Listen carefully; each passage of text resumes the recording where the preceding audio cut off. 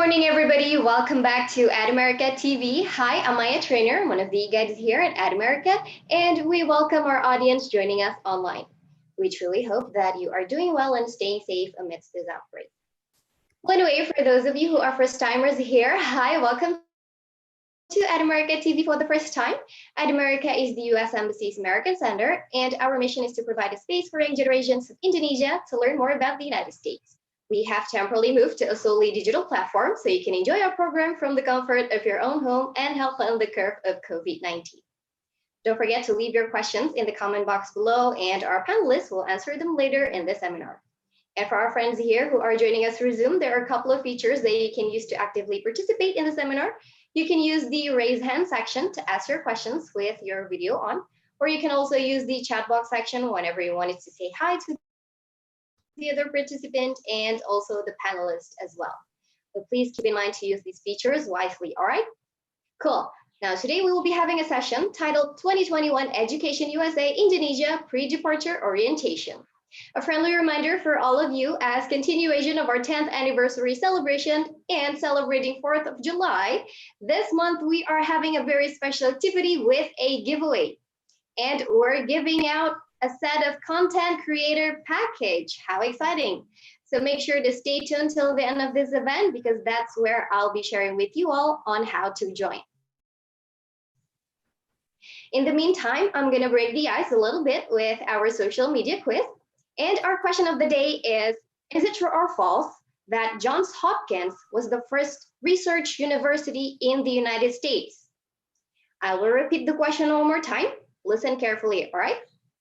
Is it true or false that Johns Hopkins University was the first research university in the United States? You can participate this quiz through our social media comment section and stay tuned until the end of this event to find out if you got the answers right.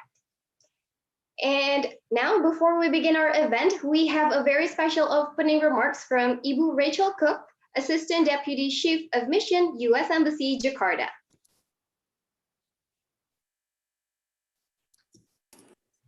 Good morning, selamat pagi to everyone joining us here today in Indonesia, and of course, good evening to everyone in the United States. It is my pleasure to join you for this pre-departure orientation. Today, you will receive a wealth of information from the various speakers who we've invited to help you prepare for your next steps in your educational journey. A special thank you to Professor Nizam, Director General of Higher Education at the Ministry of Education, Culture, Research, and Technology, Dr. William Hawley, the Indonesia Country Director of the U.S. Centers for Disease Control and Prevention, and Luke Yim, our Education USA Advisor for the region that includes Maritime Southeast Asia, Hong Kong, and Macau. Also to PERMIAS, the National Organization of Indonesian Students in the United States. And of course, all the students currently studying in the US who are volunteering their time to be here with us today. First, I want to congratulate you on being accepted to your US college or university. Selamat. You should really be proud of your hard work and achievements already.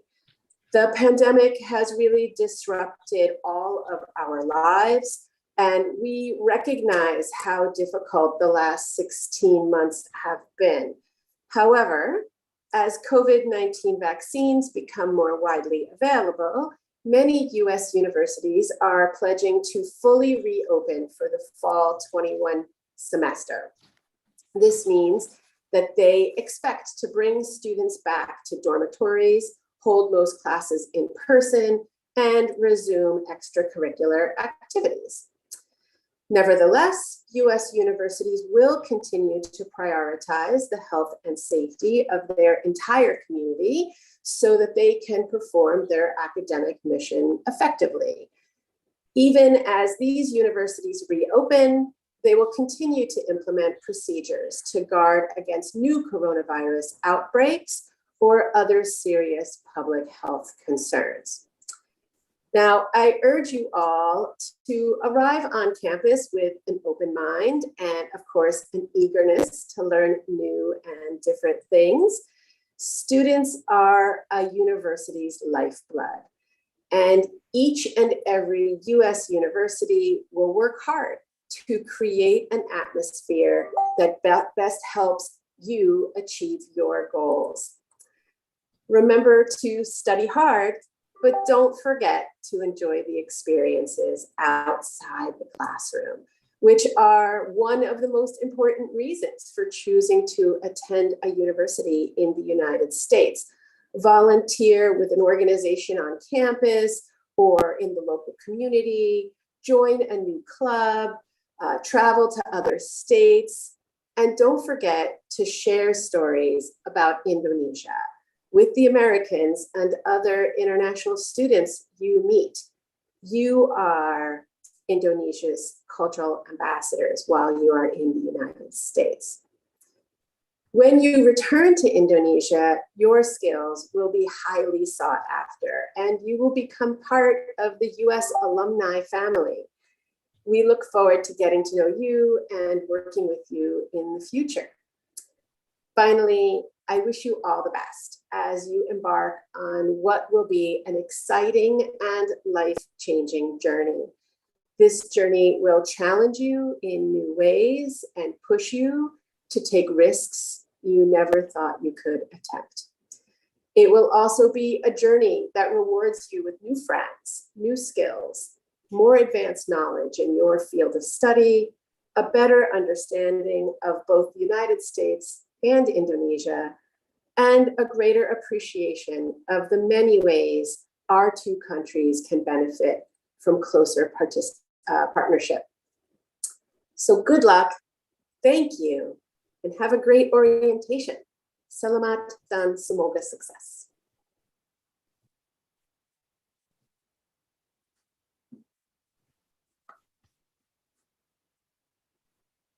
Thank you so much, Ibu Rachel Cook, for the opening remarks. Up next, we have another opening remarks from Professor Nizam, Directorate General of Higher Education, Ministry of Education, Culture, Research, and Technology.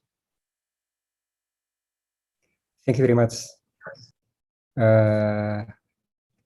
Excellency, Ibu Rachel Cook, William Hawley, David Baker, Bradley Horn, Amin Yunus, Pak Sulaiman Tohral, and colleagues from Education USA, and my beloved students from Indonesia. Assalamualaikum warahmatullahi wabarakatuh. Selamat pagi, salam sehat, salam sejahtera untuk kita semua. Good morning, good evening in the US. It's been a pleasure for me to hear that many of you is ready to go to United States. My congratulations to all of you that has get the scholarships, either from the Fulbright, from Indonesia International Student Mobility Awards, and many other scholarships that allow you to get the experience, new experience as a global citizens to go to the United States. I'm sure it has been a dream to many of you to go to the United States, to make friends, to learn the culture, and to learn the spirit of America. And at the same time, as Bu Rachel mentioned, you are the cultural ambassador of Indonesia, so you can tell the stories of the the cultural diversity of Indonesia. Share about any of you that can cook Indonesian food. You can also share the Indonesian culinary with your friends in the United States. So make fun, have good friends, make many friends as you're able to, and most of all, get the most of the experience while in the United States.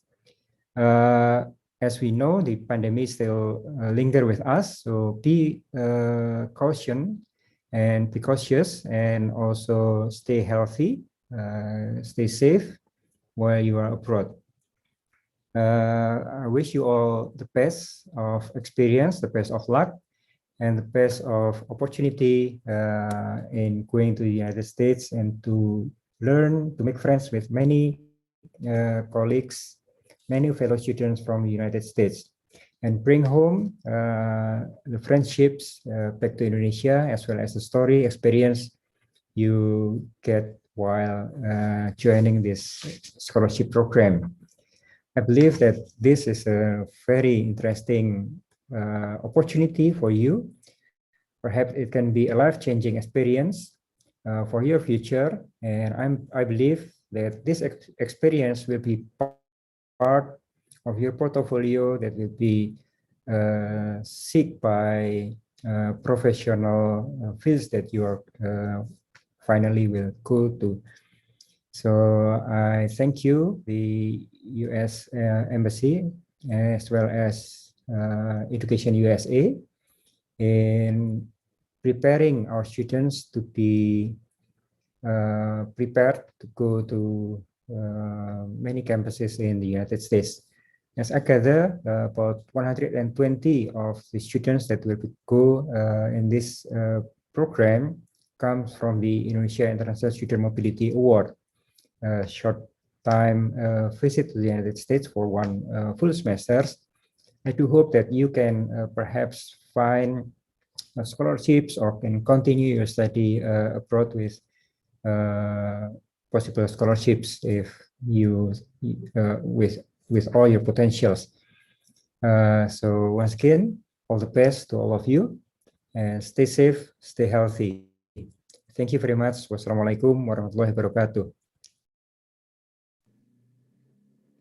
Thank you so much, Professor Nizam, for the opening remarks. Now, before we start our event, we're going to have a mandatory picture-taking session. So I suggest for all of our moderators and speakers today, please turn on your cameras on because we're going to take a mandatory picture-taking session. Okay, everybody ready? On the count of 3, look at your camera, give us your best smile. 1, 2, 3, cheese. One more time. In 3, 2, 1. All right, one more time, freestyle.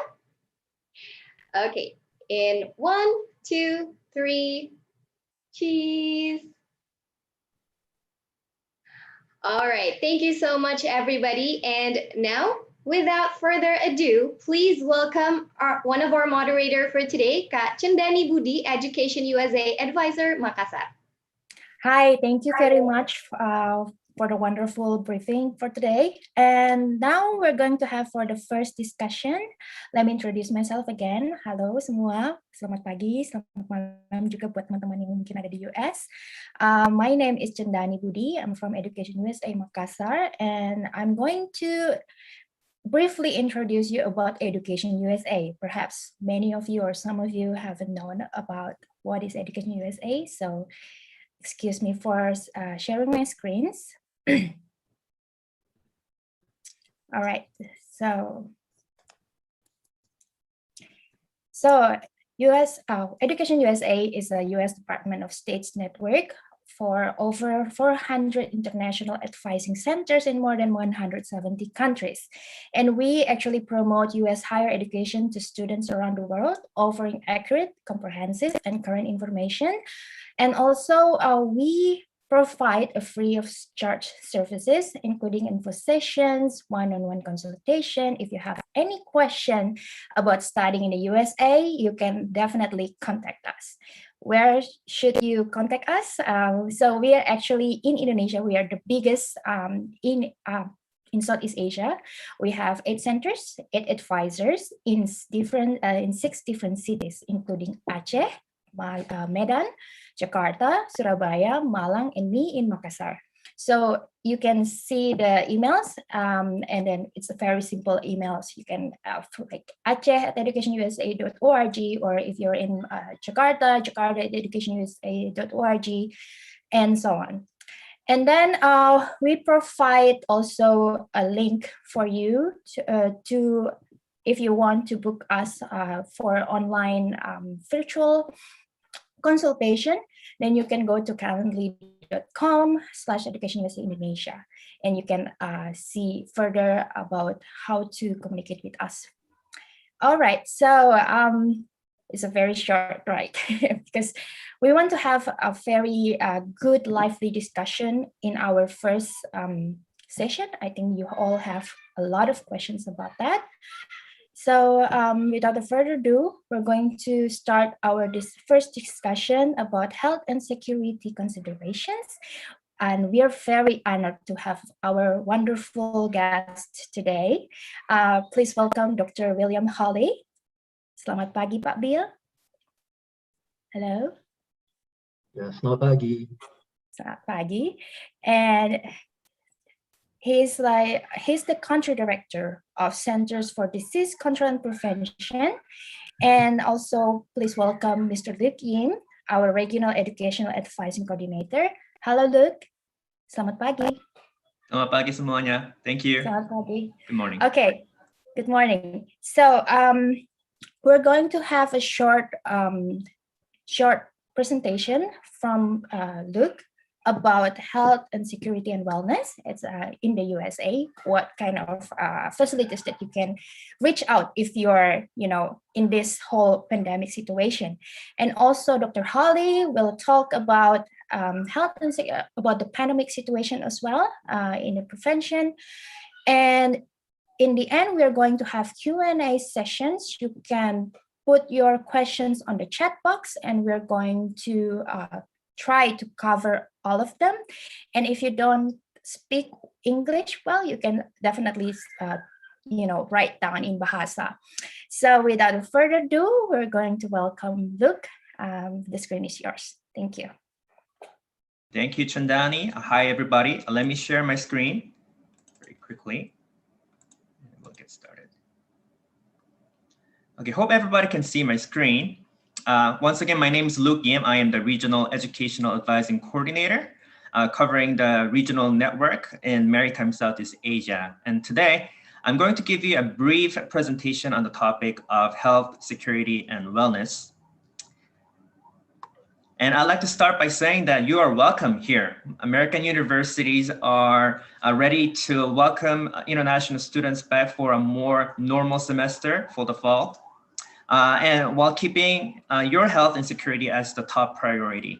And with a wealth of resources and extensive network of support, they are ready to address any of the needs that may be addressed.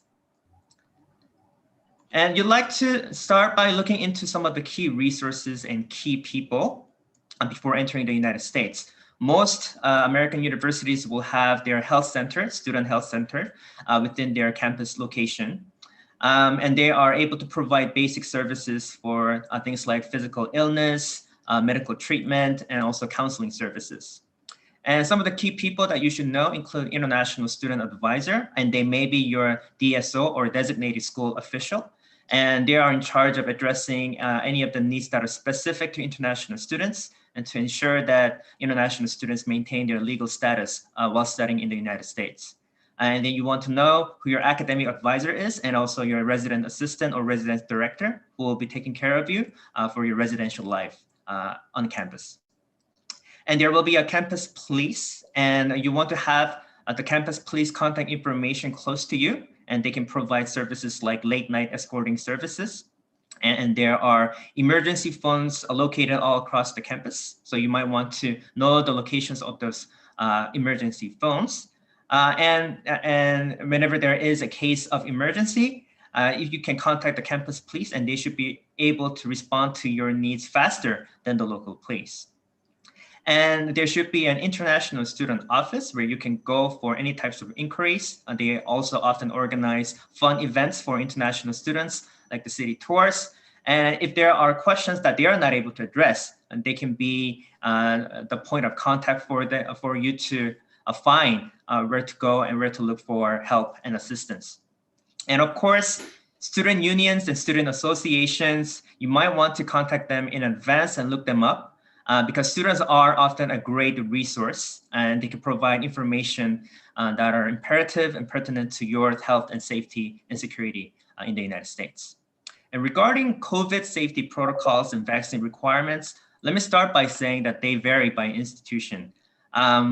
So you want to check your university's website. They should have an FAQ for safety protocols and vaccine requirements. And it is dependent on the university, the state legislation, and those decisions are made by individual universities. More than 500 US universities are now requiring some type of COVID vaccine, but some might not require. So you really should look into your own university and contact your international student advisor if needed to ensure that you're fully prepared for all the safety protocols and requirements. Let's take a look at some of the things that the US universities have done to cope with COVID-19. So despite the incredible challenge of the pandemic, the flexibility and the resourcefulness of US universities have allowed for innovative programs to ensure that students continue to have a safe and engaging education experience during the pandemic. Many of the classes have migrated to online learning or hybrid form of learning. And now many universities are getting ready to bring back in-person programming for the fall semester. And knowing that many students have been going through immense level of stress, counseling sessions and group therapy sessions have been provided on virtual platforms. So the pandemic has taught the universities that these types of services don't necessarily need to be provided in person in a physical location. They can be provided at the comfort of your dorm room. And knowing that students also need to get physical, universities have been providing some innovative programs like online yoga lessons, virtual workout sessions, online meditation classes, and physically distanced group walks and jogging. So making sure that you get some time outdoors to have some group walks, but while keeping a physical distance from one another. And student club activities also have been conducted in virtual platforms as well. And all of these efforts have been conducted to keep the energy going. And I'd like to make a point that your university really, really cares about you. And they are interested in your holistic growth. When you're applying for US university, you might have come across the term holistic evaluation. And what that means is that they look at the whole person and not just your scores. That's why you had to submit your resume with extracurricular activity records, recommendation letters, and a statement of purpose, because they want to have the full picture of who you are as a person. And the same idea follows on and continues when you get to the US. And they care about your growth as a whole person, and they aim to provide a community and an environment where you can mature as a whole person, holistic growth. That's why your health is really, really important to them. And not just your physical health, but mental health and social well-being, they all make up that holistic growth. And the universities are aware of some of the common challenges and obstacles international students go through. Things like culture shock, language barriers, homesickness. You will definitely miss Indonesian food back home, and you're going to go under a lot of stress, anxiety issues, as you're trying to get yourself integrated or immersed in American culture. It's got to be tough, and of course, many international students face tremendous pressure to succeed academically. And while you're going through all kinds of stress, in addition to COVID, there is likelihood that international students would be tempted to isolate themselves and lock themselves inside their rooms and just study, study, and study. But we want to make sure that you experience more of a holistic growth, and we want you to know that university is a community of support. Support and help can be found everywhere, from your classrooms to dormitory to student clubs. Health center is not the only place that provides support. University really forms a robust support network. And your professors and faculty members are also a great resource. And they often have office hours. And you can go to these office hours not only when you have some serious business with the professor or to talk about assignment, but you can also go in there for casual conversations over tea or over coffee, and they welcome that. and you can just talk about your life, life struggles, stress that you go through, and they really, really welcome that. So please see your professors as your colleague and friends. And of course, don't forget that the United States is the #1 destination for study abroad. There are more than 1 million international students studying in the United States. There is a very healthy and robust network of Indonesian students all across the United States. And so they should be able to provide information and support that you need. And moreover, it's important to know that US University is also a community of interaction. University is a highly interactive community. There are discussions and interactions happening everywhere.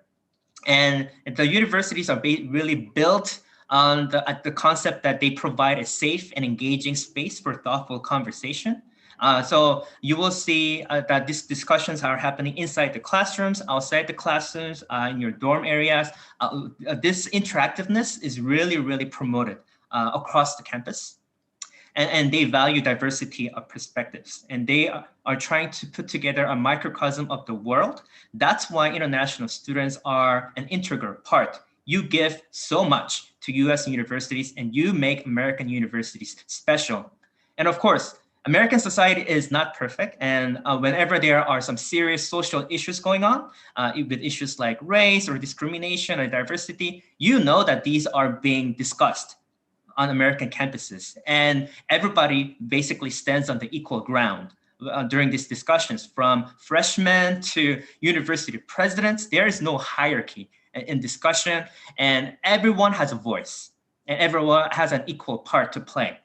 So remember, you have a voice, so be active. You need to actively seek out whenever you need help, and also to proactively share your perspectives and share your stories. Be vocal about your needs, and you will find help when you need them. And finally, some recommendations. Of course, when you get to the US, attend orientation, know the key resources and key people. Connect with student association in advance, use social media platforms. I think you are very proficient with things like Instagram and Facebook, WhatsApp. Contact them in advance before you get to the US. And also participate in extracurricular activities and community services. A big chunk of your education happens outside your classroom.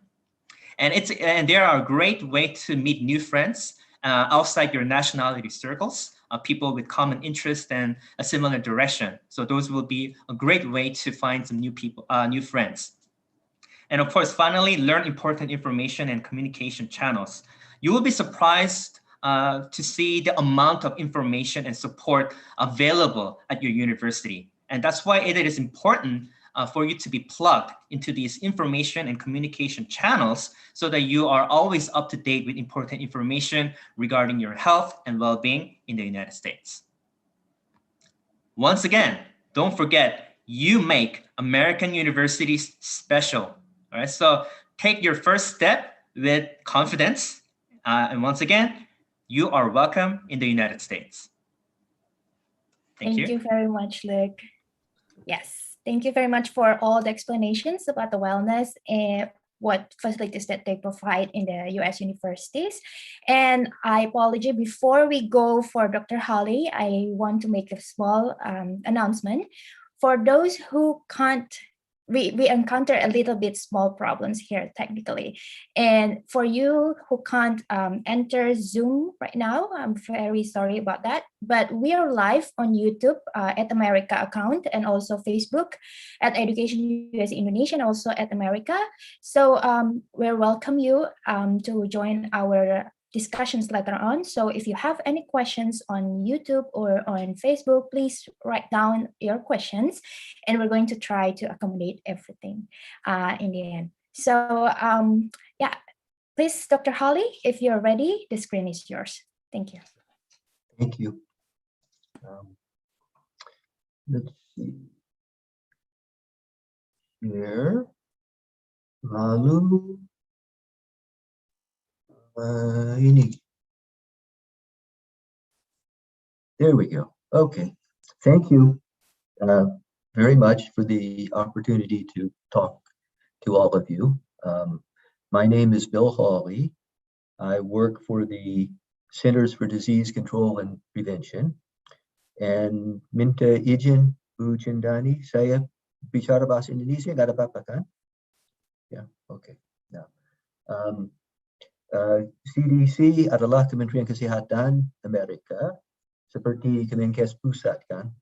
Jadi saya hari ini akan memberi informasi mengenai COVID-19, epidemiologi, dan juga ada beberapa persyaratan terkait dengan COVID-19 dari Amerika, dari pusatnya, tetapi juga informasi mengenai incidence COVID-19 di setiap satu county di Amerika berada di websitenya CDC. Jadi tolong lihat di sini covid.cdc.gov. Di situ kita bisa memilih county yang kita tinggal dan kita bisa mendapatkan informasi mengenai risiko COVID-19. Di Amerika ada 3,000 county. Di Indonesia kalau tidak salah ada sekitar 7,000 kecamatan, kan? Jadi county ini sedikit lebih besar dari kecamatannya, tetapi memang sangat beragam dari segi jumlah populasinya. Tapi saya menyarankan bahwa kita tahu di mana kita akan tinggal, jadi baik kita mendapat informasi mengenai insidens COVID-nya. Jadi saya menunjukkan di sini untuk negeri bagian Georgia, dan di sini ada Fulton County, di mana ada Georgia Tech. Saya tahu kalau tidak salah ada 2 orang yang akan belajar di Georgia Tech kan. Jadi Fulton County berada di sini. Risikonya moderate, ya kan. Jadi saran saya tolong lihat informasi yang ada di internet dari CDC, dari New York Times pun ada mengenai risiko per county. Terus yang kedua, sebelum berangkat ada persyaratan dari CDC bahwa sebelum berangkat harus menunjukkan tes PCR maupun antigen sebelum boarding kurang dari 3 hari sebelum naik pesawatnya. Jadi buat kita di Indonesia, terutama yang akan berangkat dari Jakarta, saya kira ini sangat gampang dipenuhi kan, karena di sini gampang sekali mendapat testingnya. Nah, kita menunjukkan buktinya pada saat kita check in. Jadi perusahaan pesawat yang bertanggung jawab untuk melihat surat ini. Nah, ini ordernya. Jadi di website CDC ada persyaratannya. If you plan to travel internationally, you will need to get tested no more than 3 days before you travel by air into the United States and show your negative result to the airline before you board your flight. Okay? Jadi tolong dites ya. Ini sebetulnya persyaratannya lebih ringan dari persyaratan dari Indonesia sendiri, ya kan? Ya. And here's the order. Banyak bahasa hukum. Nah, terus after you arrive, sebetulnya tidak ada rekomendasi dari CDC bahwa setelah 3 atau 5 hari sesudah tiba di Amerika, baik dites. Tapi tidak harus, nggak ada orang yang akan memantau. Tapi self-monitor untuk symptomsnya. Tetapi ini penting seperti disampaikan tadi oleh Pak Luke, Amerika seperti Indonesia adalah negara yang besar dan beragam. Jadi sistem hukum dan persyaratan yang berlaku di Georgia beda dengan California, beda dengan New York. Apalagi ada persyaratan yang beragam antara institusinya. Nanti ada contohnya. Jadi dari pusat di Amerika tidak ada persyaratan untuk karantinanya. Ada hanya rekomendasinya. Jadi rekomendasinya ada di website CDC. Dan saya yakin semuanya sudah divaksin, ya kan? Nah, jadi ada rekomendasi yang untuk yang sudah divaksin COVID dan yang belum. Terus ada informasi yang nggak tahu lah ini kelihatannya. Have you been fully vaccinated? Dari CDC di websitenya mereka bilang kita di fully vaccinated kalau sudah divaksin dengan Pfizer, Moderna atau Johnson & Johnson. Padahal di Indonesia kita nggak punya vaksin ini. Nanti Ya, kalau tidak salah ada 3 juta dosisnya Moderna akan tiba pada hari besoknya. Tapi untuk sementara nggak ada kan. Tapi untuk di website CDC juga ada rekomendasi di sini. People who received all recommended doses of a COVID-19 vaccine that is listed for emergency use by WHO do not need any additional doses with an FDA authorized COVID-19 vaccine. Jadi dari websitenya CDC juga, mereka bilang kalau kita sudah divaksin dengan vaksin yang sudah di-approved oleh WHO seperti Sinovac atau AstraZeneca, untuk sementara kalau tidak salah di Indonesia kita menggunakan Sinovac dan AstraZeneca, ini sudah sah dan sudah diakui oleh CDC dan tidak perlu divaksin lagi dengan Pfizer atau Moderna atau Johnson & Johnson.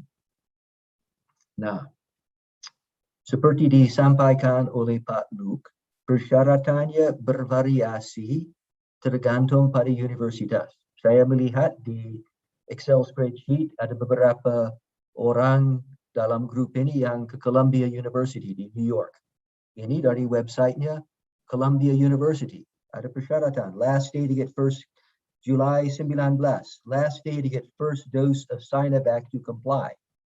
So goodness gracious, look at the website of your university, please. Now, Georgia Tech. Does Georgia Tech require vaccinations of students, staff, or faculty members? It is not mandatory, while encouraged, disarankan, tidak harus. So, like Pak Luke said, it varies. So you really must look at requirements of your university and of the state that you're going to. Now, walaupun disarankan CDC bahwa kalau kita sudah divaksin dengan Sinovac, tidak perlu divaksin dengan Moderna atau Pfizer. Tapi nasihat ini, dan ini saya berbicara secara pribadi sekarang kan, ya kan, ini bukan resmi dari CDC. Nah, kalau kita lihat perkembangannya varian Delta ini, dan kita lihat apa yang terjadi di Indonesia dan beberapa negara lain yang menggunakan vaksin Sinovac yang memang efektif untuk mencegah kesakitan dan kematian, tapi belum jelas pengaruhnya atas penularannya, maka bisa dilihat sendiri apakah baik divaksin dengan Moderna atau Pfizer di Amerika. Nah, di Amerika untuk vaksin ini semuanya gratis, siapa saja bisa dapatnya. Persyaratannya hanya satu, harus 12 tahun ke atas umurnya. Nah, pergi ke vaccines.gov, kita tambah zip code, ini zip code rumah saya di Amerika, 30092, munculnya banyak tempat, ada 50 tempat. Ya, supermarket, farmasi, di mana vaksinnya bisa didapatkan. Jadi, tolong mempertimbangkan, lihat evidence yang ada mengenai efektivitas vaksin yang mungkin kita sudah dapat, dan pertimbangkan apakah ingin ditambahkan dengan vaksin yang lain. Itu saja dari saya. Terima kasih dan selamat jalan. Kalau ada pertanyaan, saya coba menjawab. Thank you, Pak Bill. Terima kasih banyak. Very excellent Indonesian. Jadi kita mempunyai beberapa pertanyaan. And then I think we're going to go for the discussion right away. If you do have any questions from YouTube or Facebook or Zoom, please write down in the chat box and our team will compile them and we'll try our best to answer all of them. So, okay, yang pertama, we have a question from Wildan dari YouTube. So it's about medicine. I don't know if you can answer this or not. So he says, I have personal medicines that categorized in a controlled substance tree. I understand that it's fine as long as met with DEA conditions. He just wants a confirmations about this. If you can answer, Dr. Holly. I'm sorry, I missed. He has medicine that. Yeah, I repeat the question again. Yeah. Please. Wilden says, I have personal medicines that categorized in a controlled substance 3. I understand that it is fine as long as met with DEA conditions. He just wants a confirmation about this. Yeah, I think it's fine, but he needs to bring the prescription from the doctor. Okay. Okay. Okay. Thank you very much, Pak. And then we have another question from Matthew. Oh no, it's from Putri Agustinos from Zoom. So I don't know. She says, I might miss the part earlier, but is there any specific test required for the travel? Example, PCR only, or any tests are eligible? For example, maybe swab or antigen swab. You probably want to repeat that again. Yeah, antigen or PCR. Antigen or PCR. If you read the language, ya, kalau kita membaca bahasanya di persyaratan dari CDC, kedua-duanya diterima, PCR atau antigen. Okay. It's okay. Antigen is okay, but it has to be less than 3 days. However, just a note, because it worried me a little bit, just last month, my wife went back to America, and she was flying on Qatar Airways, Qatar, yeah, and they have their own regulations saying they want a PCR test. So you might want to check with the airline as well. So, so I got her a PCR test to avoid problems.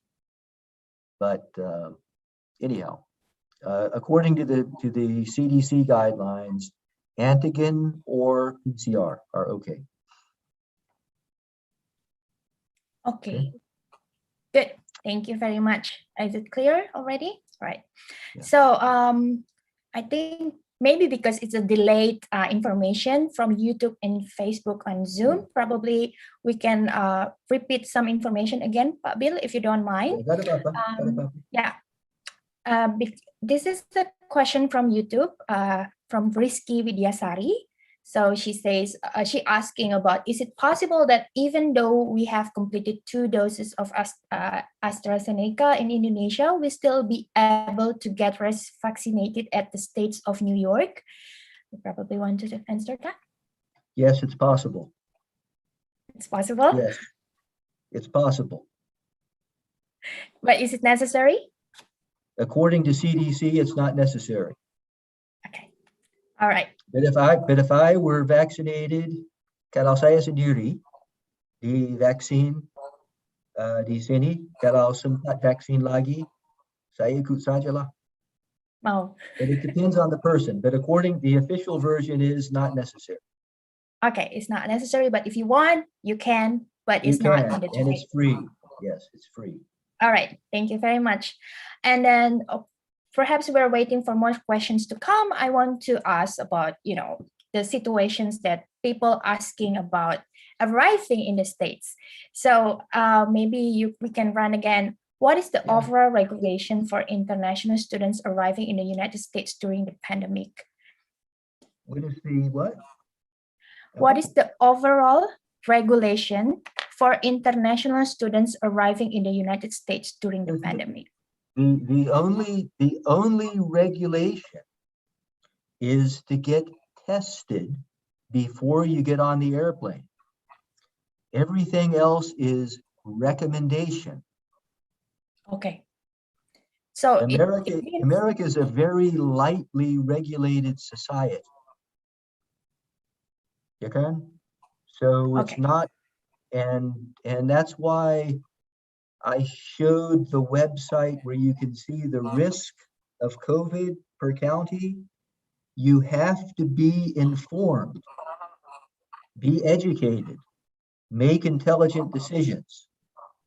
So for instance, you see recommendation from CDC that if you're inside and you're vaccinated, you don't need to wear a mask.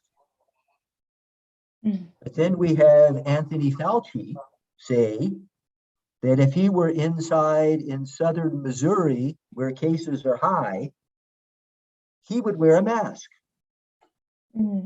So it depends on local circumstances. It's a big country, like Indonesia, very diverse. 50 states, correct. Yeah, so there's so many similarities between Indonesia and America. They're both wonderful, diverse countries with a lot to learn. So I see there's a question here from Raihan. I heard that you can't get the vaccine if you had the virus for the last 3 months. Not true. There's no, if you're well and you're not infected, you can get vaccinated. In America, anyway. Back to your regulations, like there is, sorry. Yeah, go on. Yeah, are you okay? Are you done?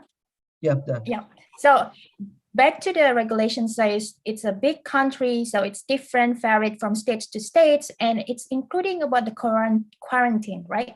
So the quarantine or isolations are different from states to states, or are different from universities to universities? Well, I tried looking at different states. The most strict state is New York State, and they don't require quarantine. They say that if you are unvaccinated, that you should quarantine, but they don't require it. California, on their website, says California is open. So they're not, so so there's no quarantine requirement for any state or university so far as I could tell. So there's a recommendation from CDC after arrival to get tested. And then if you're positive, to self-quarantine. So the enforcement of quarantine in America is not from federal authorities, it's not from state authorities, it would be from county authorities. So it would be county health departments that enforce quarantine, but they will only do that if you are positive. Okay, thank you. So we have a few questions coming up again.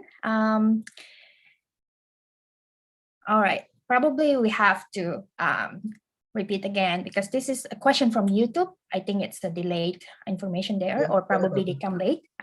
So it's a question from Jonathan Virajaya Willion. He asks about how much should we pay to get Moderna or Pfizer vaccine in US. How much should we pay? For the vaccine, to get the vaccine. Nothing, gratis. Gratis. Gratis. Gratis untuk semua. Betul. Okay, so I'm not going to repeat again. I just want to answer for Kalista. So she asked about, I would like to inquire, since it has been said that Pfizer could be used as a boost to Sinovac. Is it safe to do or so? Is it necessary to take that when it's the best time to get the booster shot? I think it's all depends on you, right? This is untuk sementara tidak ada rekomendasi untuk mendapatkan. Tidak ada regulasi, betul. Tidak ada regulasi, tidak ada sarannya, tetapi ada banyak orang yang kira ya dengan informasi yang kita punya sekarang, mungkin waktu ke depan boosternya akan direkomendasikan. Tapi untuk sementara ada rekomendasinya. Oke. Kalau mau dapat bisa saja. Baik. Ini ada pertanyaan lagi soal bagaimana kalau misalnya sudah pernah terkena COVID, because it's like a regulation. If you got COVID before, it's like 3 months, then you can get another vaccine. So how is it if she has to go right away? Ini dari Anggi, FLTA Columbia University. Jadi dia pernah baca di laman VDC. Ya, kapan kena COVID-nya? Kapan kena COVID-nya? Mungkin Anggi bisa jawab di Zoom. Sorry ya, ini ada yang di bawah sini. Ya, ini Berapa lama sebelumnya?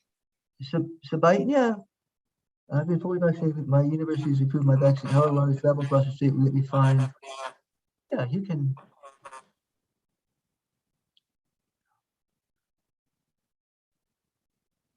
Receiving the Sinovac vaccine. Oh, itu ada banyak pertanyaan di sini. Nah.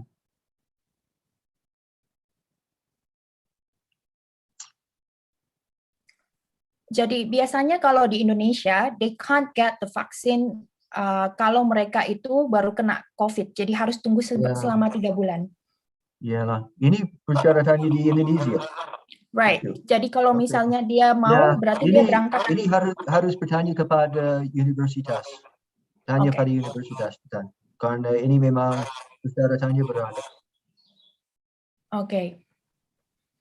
Terus ada pertanyaan yang sedikit similar, tapi perbedaannya dia belum vaksinasi, hanya dia mau vaksinasi di Indonesia, hanya mungkin cuma first dose saja yang yang sempat. Can she do the second dose in the US, or what is the solution for that? The recommendation from CDC for this is kalau kita hanya satu dosis di sini di Indonesia, sebaiknya kita dapat 2 dosis Pfizer atau Moderna di Amerika. Jadi kalau misalnya lebih baik kita dapat dosis pertama di sini kan, karena ada perlindungannya kan. Tapi sesudah tiba di Amerika, sebaiknya ikut 2 dosis Pfizer, Moderna atau 1 dosisnya Johnson & Johnson. Ya kan? That's the recommendation. Are you getting me? Is it clear? Yeah. Okay. Terima kasih, Pak.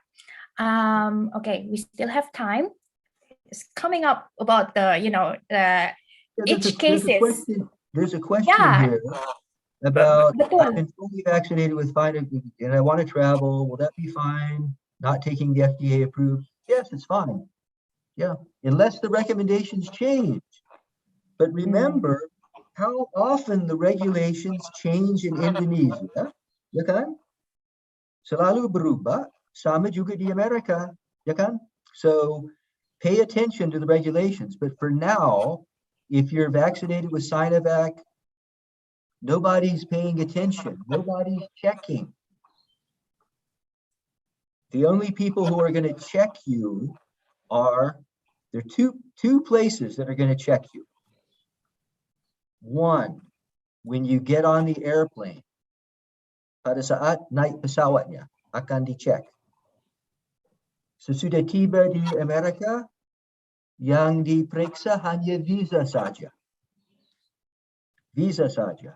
Nah, terus yang akan mengecek lagi pihak universitas. Mereka juga akan cek dan persyaratan dari mereka beragam.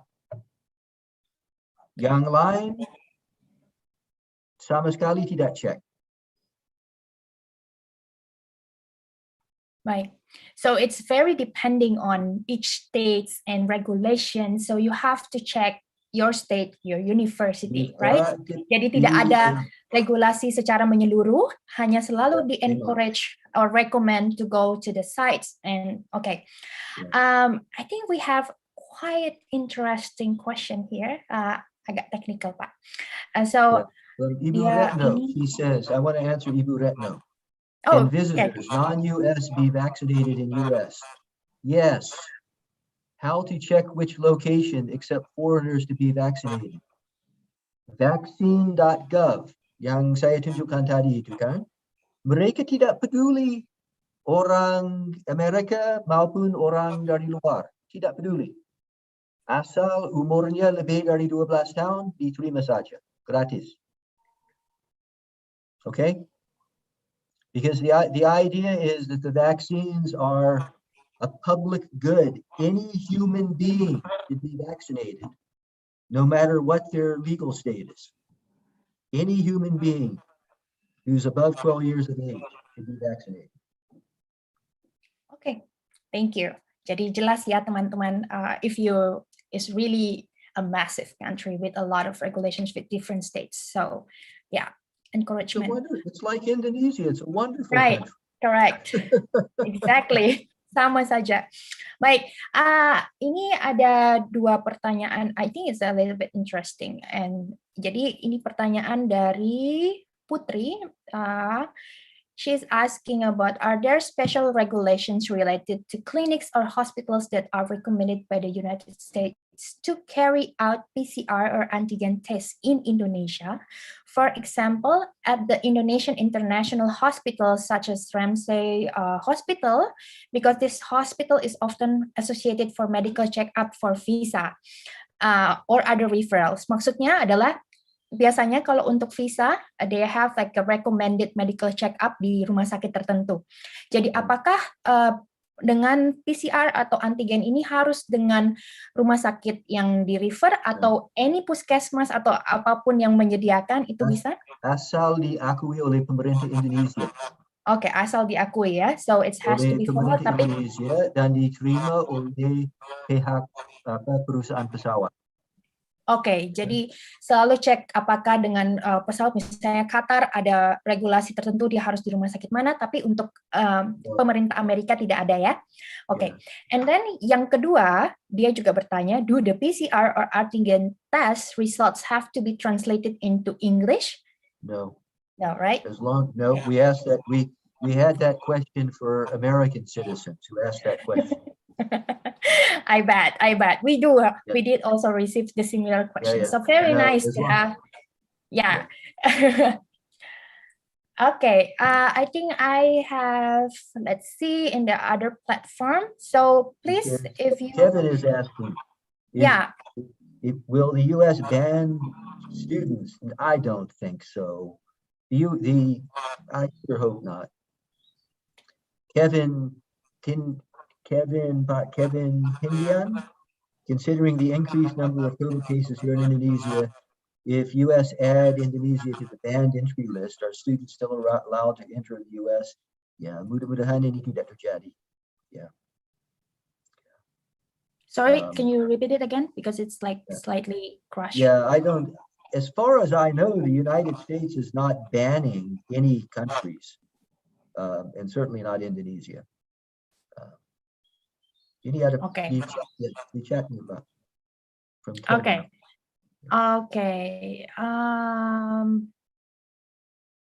Ada yang DM saya secara pribadi nih Pak, from Anggi FLTA sebelumnya. Oh, okay. I think we have already answered this about. Jadi dia bertanya. Jadi dia direct message to me, so I will just read it to you. Ini Anggi yang sebelumnya tanya soal dia sudah pernah positif, and then mau ambil tes, mau vaksin lagi. Jadi dia bertanya, dia pernah baca di laman CDC bahwa vaksin bisa diberikan untuk yang sudah pernah kena COVID, namun harus ada jarak 14 hari setelah orang tersebut sembuh. Berarti, ya betul ya. Jadi benar ya interpretasinya dia ya. Oke, Anggi, that's true. So tunggu 14 hari, then you can get your vaccine. Ya. Jadi saya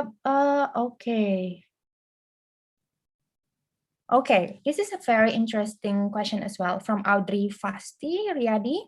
Jadi dia bilang, hi, there is requirement from Ohio University to have meningitis and hepatitis vaccine as well. Can I have it at Ohio since I just finished my second dose? I mean, the vaccine, the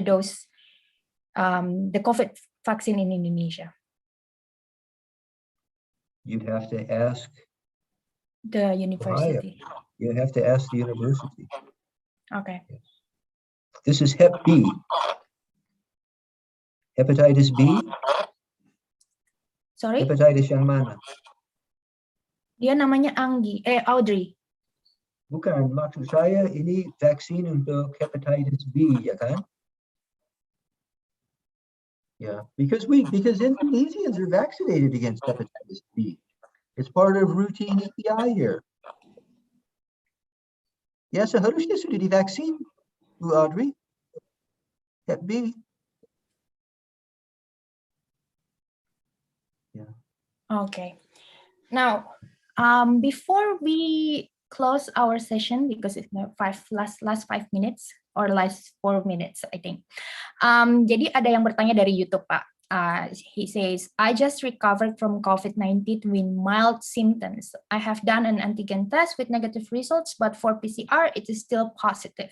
What about if my PCR still positive before the departure? Oh my goodness. Yeah, it's a problem because the PCR test remain positive walaupun virus yang itu tidak ada lagi kan. Because you know the PCR test is detecting the nucleic acid, and there can be fragments of the virus that are still detected by PCR even though you're not infected. But what I would do because you're going to the United States, you can, and CDC accepts a antigen test, just show the results of the antigen test. Okay, jadi bisa ya. Ya, bisa. Tapi semua tergantung dengan flight-nya juga kan, dengan airplane-nya. Yeah. But the airlines are supposed to refer to the requirements of the destination country. Oke. Baik. Jadi ini sebenarnya pertanyaannya ini case-nya per case, and then our answers is all the same. Kalau misalnya regulasinya itu selalu tergantung, pertama dicek sama international flight-nya dulu, apakah mereka require apa. Lalu saran saya karena perusahaan pesawat harus merujuk kepada persyaratan dari negeri kedatangannya kan. Jadi kalau mau menggunakan antigen testnya dan dia untuk menghindari kekeliruan dari perusahaan pesawat, bawa saja regulasi dari CDC yang menyebut di situ bahwa antigen testnya berlaku. Ya kan? Oke. Betul. Dan selalu make sure juga ya sama university atau state regulations gitu. Is it conflicted or you have to adjust it or it doesn't matter, right? Jadi mungkin pertanyaannya saya rangkum sampai di sini dulu. I think we're kind of like running out of time. Let me see if we have one more interesting question, Pak. Okay. This one from Gary. If I only get one dose of Sino vaccine, is it medically safe to get the Pfizer vaccine for the second dose? Or should I take 2 doses of Pfizer vaccine? Get 2 doses of Pfizer vaccine. Lebih baik dapat 2 dosis vaksin Pfizer. Okay, good. Okay. Baiklah kalau begitu. Terima kasih banyak, Pak. And then a very lively discussion, a lot of information, and also thank you, Luke, for your explanations about facilities in the US. And I hope, I'm very sorry, we can't accommodate all of the questions, but if I can conclude that today, if you go with the vaccines and everything, please check with your international flights. Please check with your states, please check with your university, but there is no big regulations. So it all differs and depends. Right. Baik. Terima kasih banyak, Pak. And then I think you have to leave, right? So thank you very much. So much. Stay safe. And thank you, everyone. Thank you, Luke. Okay. Yeah, terima kasih. Okay. Thank you, Chandani. And then, thank you, Luke. So untuk saya ulangi sedikit untuk rundown for today. The next is going to be discussion preparing for departure. Is going to be led by my colleague from Education USA Jakarta at America, Santika. And then Visa is going to be the last one. Is going to be in the break room. We're going to find out how to include all the people from YouTube again or others that can't join us in the Zoom.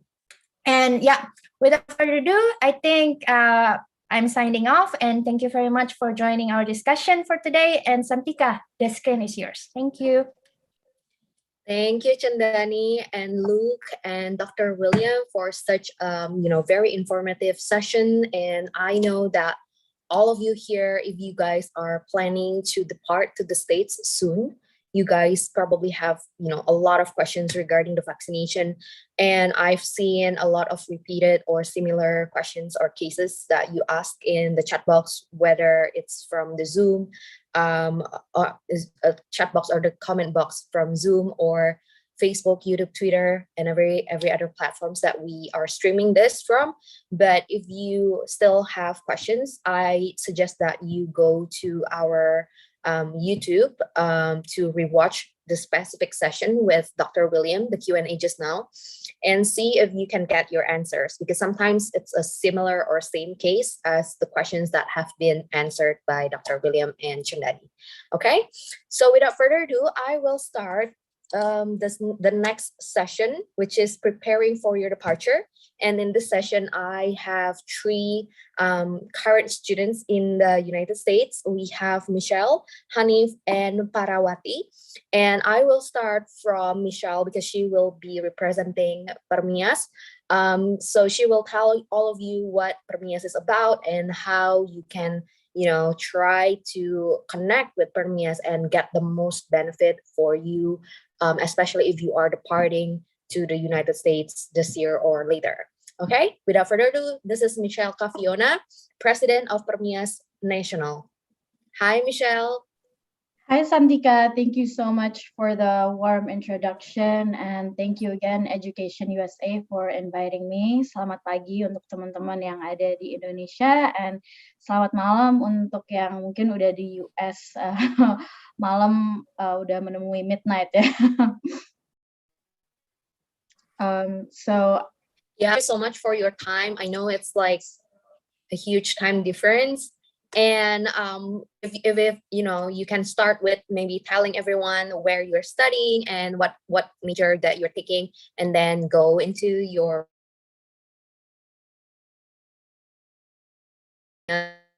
presentation. Right, sure. I have that integrated as part of my presentation. If it's okay if I start sharing screen. Yes, please. All right. So just make sure I have a technical check. Can you all see my screen?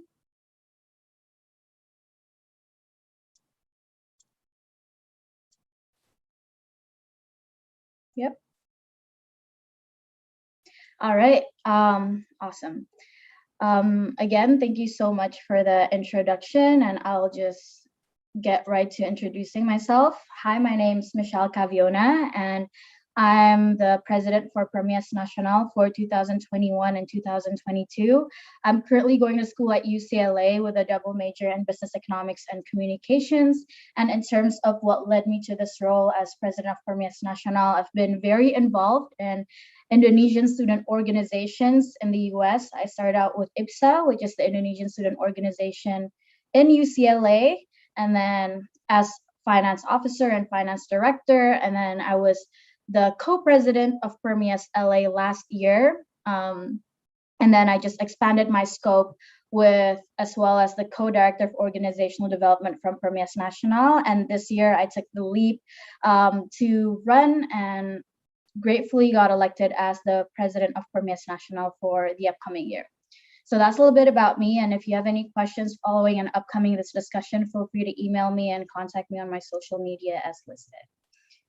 All right. And maybe just to introduce a little bit about my team, and another member and speaker who is here also, Hanif is also here, and Latisa, they're my two vice presidents. So if there are any questions in the chat box that I might not answer directly, please feel free to direct them to Hanif, and then he'll be there ready to answer. So just to explain a little bit, what is PERMIAS? PERMIAS stands for Persatuan Mahasiswa Indonesia (DAS). So we are the national chapter, PERMIAS Nasional, all over the US. And what that means is we have a supportive ecosystems of smaller chapters spread around the US. As you have seen in my personal introduction, I was part of PERMIAS UCLA, PERMIAS LA, and now PERMIAS Nasional. So the scale of PERMIAS goes from the very big national scale on the state level, county level, and even in the university level. And even in some instances, we see there are different Indonesian student associations in one university.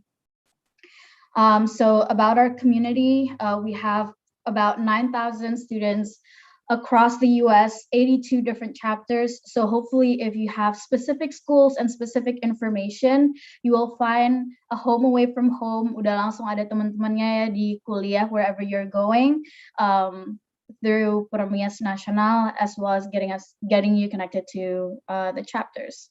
So this is a little bit about our vision and mission and why we would love for you to be part of our membership and strong community.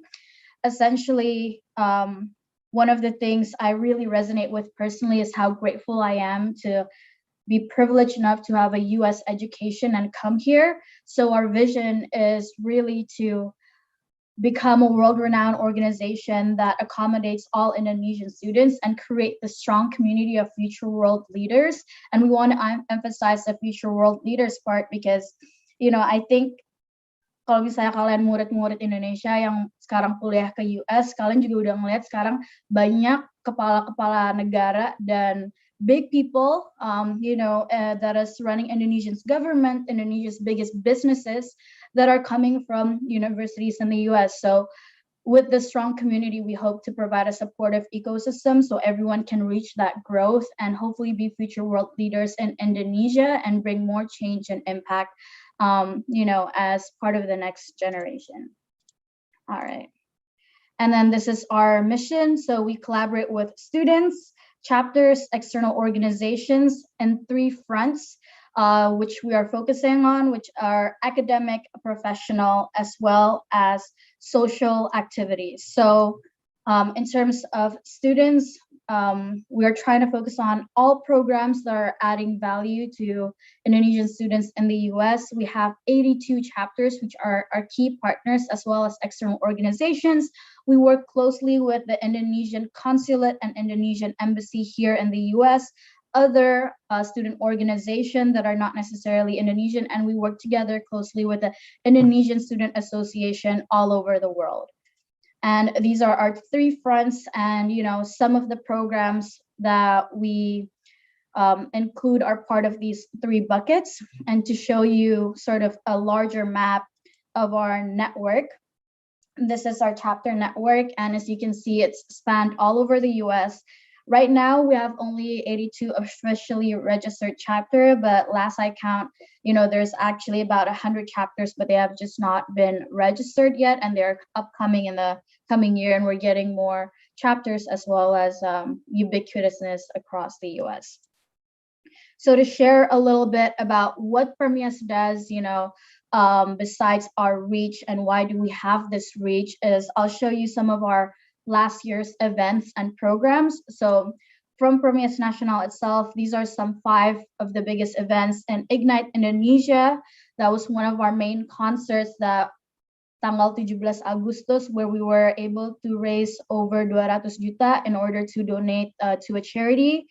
Ngobrol Yuk is our series where we talk to a lot of Indonesian students in different academic interests. And Warakade series is where we also, this is more geared toward master's and PhD students, where we talk to academics from specific fields. Persepsi is a mentorship program for undergraduate as well as peer mentoring for master's student.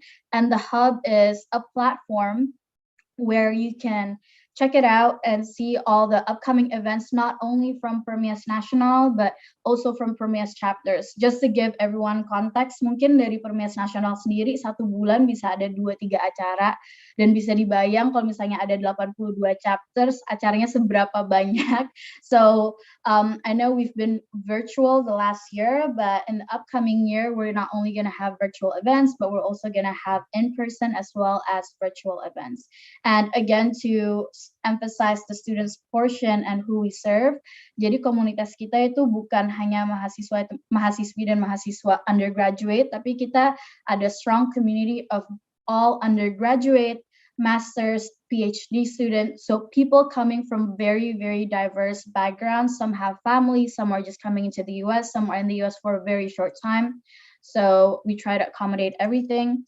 And in the coming year, I can just run through really quickly some upcoming programs we have is maintaining and increasing our database of people where we can share updates and newsletters, and to make sure that, kadang banyak orang Indonesia nanya, kenapa sih ikut PERMIAS? Why join PERMIAS? And one of the most, frequent answers I receive is for the network of people. So by creating this database, making it accessible for everyone to be able to reach out, like, hey, I want to meet someone, that is in my major, but across the US, but it's also Indonesian. We share that same tongue, bahasa yang sama kadang, even that just one relation can already make us feel so close and so close to home. So in the end, I'll share a form and hopefully you guys will fill it out so you become part of our membership in PERMIAS. And then in that sense, we're also coming up with forums untuk different interest groups. Ada dari interest groups kayak art atau academic, and then juga ada interest groups yang specifically scholarship LPDP, Fulbright, etc. And that is upcoming in the year. We also have quarterly reviews as well as monthly reviews of the different events that is going on, and we talk to all the different chapters. And to explain more about one interesting upcoming event is a welcoming event series that we're planning for August and September, collaborating with chapters all across the US as well as consulat dan embassy in the US. So it's a kickoff to the year. The event will be in person and will most likely have also an online version of the event. But since everything, well, I wouldn't say everything, but most things are open in most states in the US. So we're targeting to have this in person just so ada keakraban dan everyone knows each other. Dan kayaknya semua tuh udah mungkin lelah atau capek dengan format Zoom. Jadi dengan ini kita bisa ketemu each other in real life finally and have a great kickoff to the year and, start our experience in the US with a strong, solid community and base of Indonesian friends, and then also expand to, international friends that you will meet in US universities. Okay, so how do you become more involved? If you like some of the things that I shared, we're really a dynamic group and community of people. Tadinya aku sendiri ada di bagian PERMIAS di dalam UCLA dan PERMIAS di LA, sekarang di PERMIAS Nasional. Salah satu hal yang sangat menarik aku sendiri untuk run as a president is the fact that how I become so connected to Indonesian students all across the US.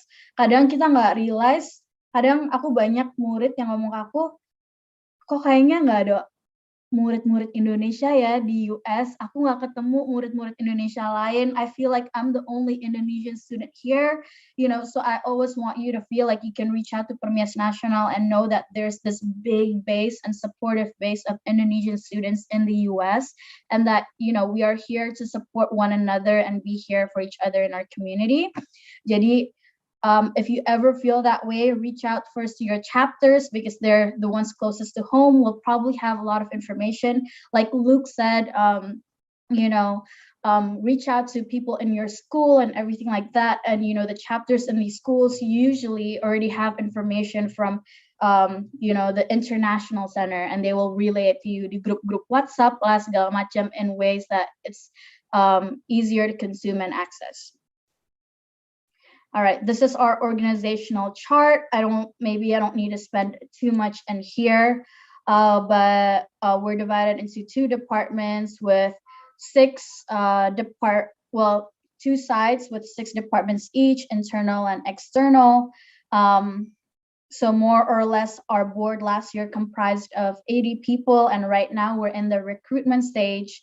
And maybe I can just show a little bit, and if you want to rewatch and pause and see what each of these departments do, you can personally reach out to me, or even pause and look through the different descriptors in the next slides. So the internal team, general affairs, is an extension of the executive teams. Finance and fundraising are core tenets of any organization. In terms of human resources, we're not only recruiting talent, but we're also thinking about talent development. So how do we make sure our members are growing? Tech and digital transformation, as I will show you when I end, we have a very beautiful website and so many platforms that we've created in the past year.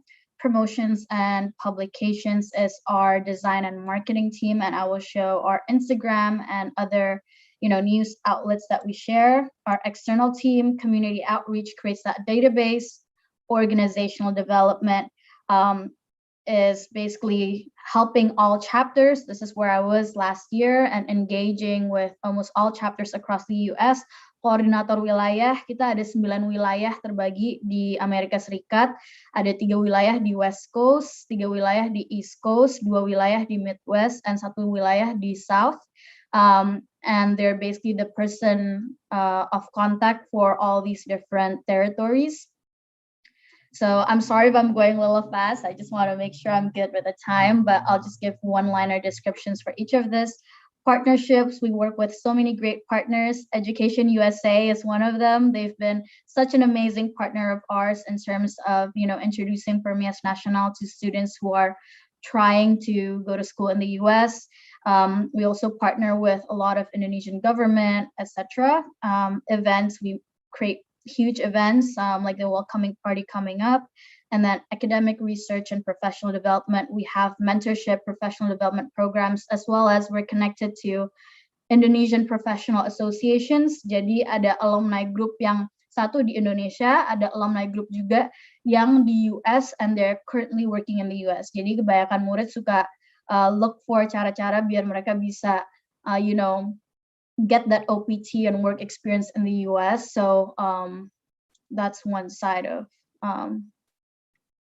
our department. So this is a little bit about our recruitment information, to get even more involved. And if you want to be part of the team, I personally have enjoyed it so much. Banyak banget teman-teman aku yang keluar dari PERMIAS Nasional sampai sekarang. We still do calls every day.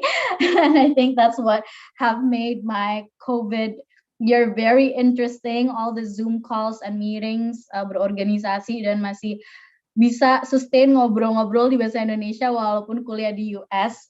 So you can just scan this form, oprek, or go to the link bit.ly at oprek PERMIAS, and you'll find more information there, how to apply, and all of it. The application, to note, closes in a couple days, July 15th. So if you do want to apply, please do. And if you have any questions, I can for sure answer them. All right, that's it from me. Thank you so much for, giving me some time to present and share this platform. Actually, wait 1 second. Sorry, I forgot that I was gonna show the PERMIAS Nasional Instagram. So if you guys want more information about our programs, please check it out here. We have a lot of fun programs. Another thing that you guys see, it's not just about events and serious things, but we even have something called Overheard PERMIAS. So this is a lot of memes and even things that our members say that, might just be funny. I think this is one of my favorite. She finally called me kamu. but just that community aspect, I think everyone would enjoy. And for more detailed information, we do have this website, very built out. I'm very grateful to have an amazing team. We have information on COVID-19, and I'm struggling here, but if you want specific schools and you have questions to what the PERMIAS are in specific schools, you can go chapters right here.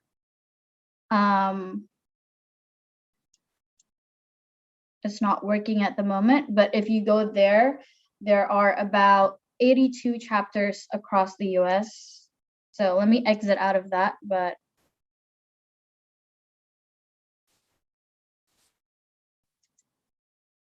oh, all right, yep.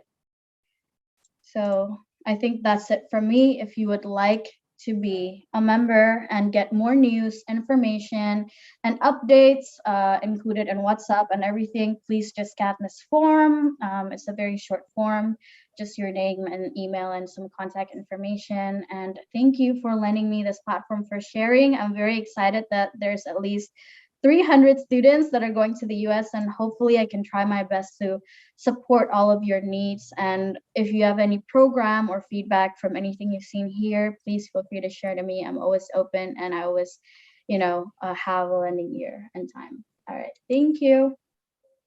Thank you so much, Michelle. So before we go into like the discussion or the talk, I just want to make sure that everyone is on the same page as me, knowing PERMIAS, that you mentioned like, join PERMIAS to be a member and everything. But I think, correct me if I'm wrong, I think if you are an Indonesian student who are going to the States, you are automatically kind of like member of PERMIAS. Is that right? Yeah, benar banget. That is exactly right. You're automatically a member of PERMIAS if you're just an Indonesian student or you have Indonesian heredity and you're a student in a US university, you're automatically a member. We are though creating a database so we can keep everyone updated and in the loop in terms of our contacts. Ya, dan itu penting banget, apalagi di masa pandemi kayak gini, because information itu takutnya kayak scattered around dan kayak kalian tuh jadi bingung yang mana yang updated, yang mana yang benar, yang mana yang enggak. So sometimes it's very important to check with students yang udah di situ. Jadi kayak yang benar-benar udah in the real situation. So I think this is why we bring in PERMIAS today and you to just help us, and along with two other current students jadi kayak kita bisa dengar langsung gimana dan update-nya kayak gimana. But then I just want to highlight lagi kayak kalian semua even di US tapi kalian udah keterima dan kalian mau berangkat, kalian itu part of PERMIAS. Jadi jangan hesitate untuk reach out ke PERMIAS karena they can help you so much. And I think Michelle bisa elaborate, tapi yang aku tahu kalau misalnya kalian sekarang udah proses, udah mau berangkat, kayak misalnya udah lagi mau apply visa atau gimana, of course kalian harus mikirin kayak nanti aku akomodasinya gimana, mau tinggal di mana dan segala macam.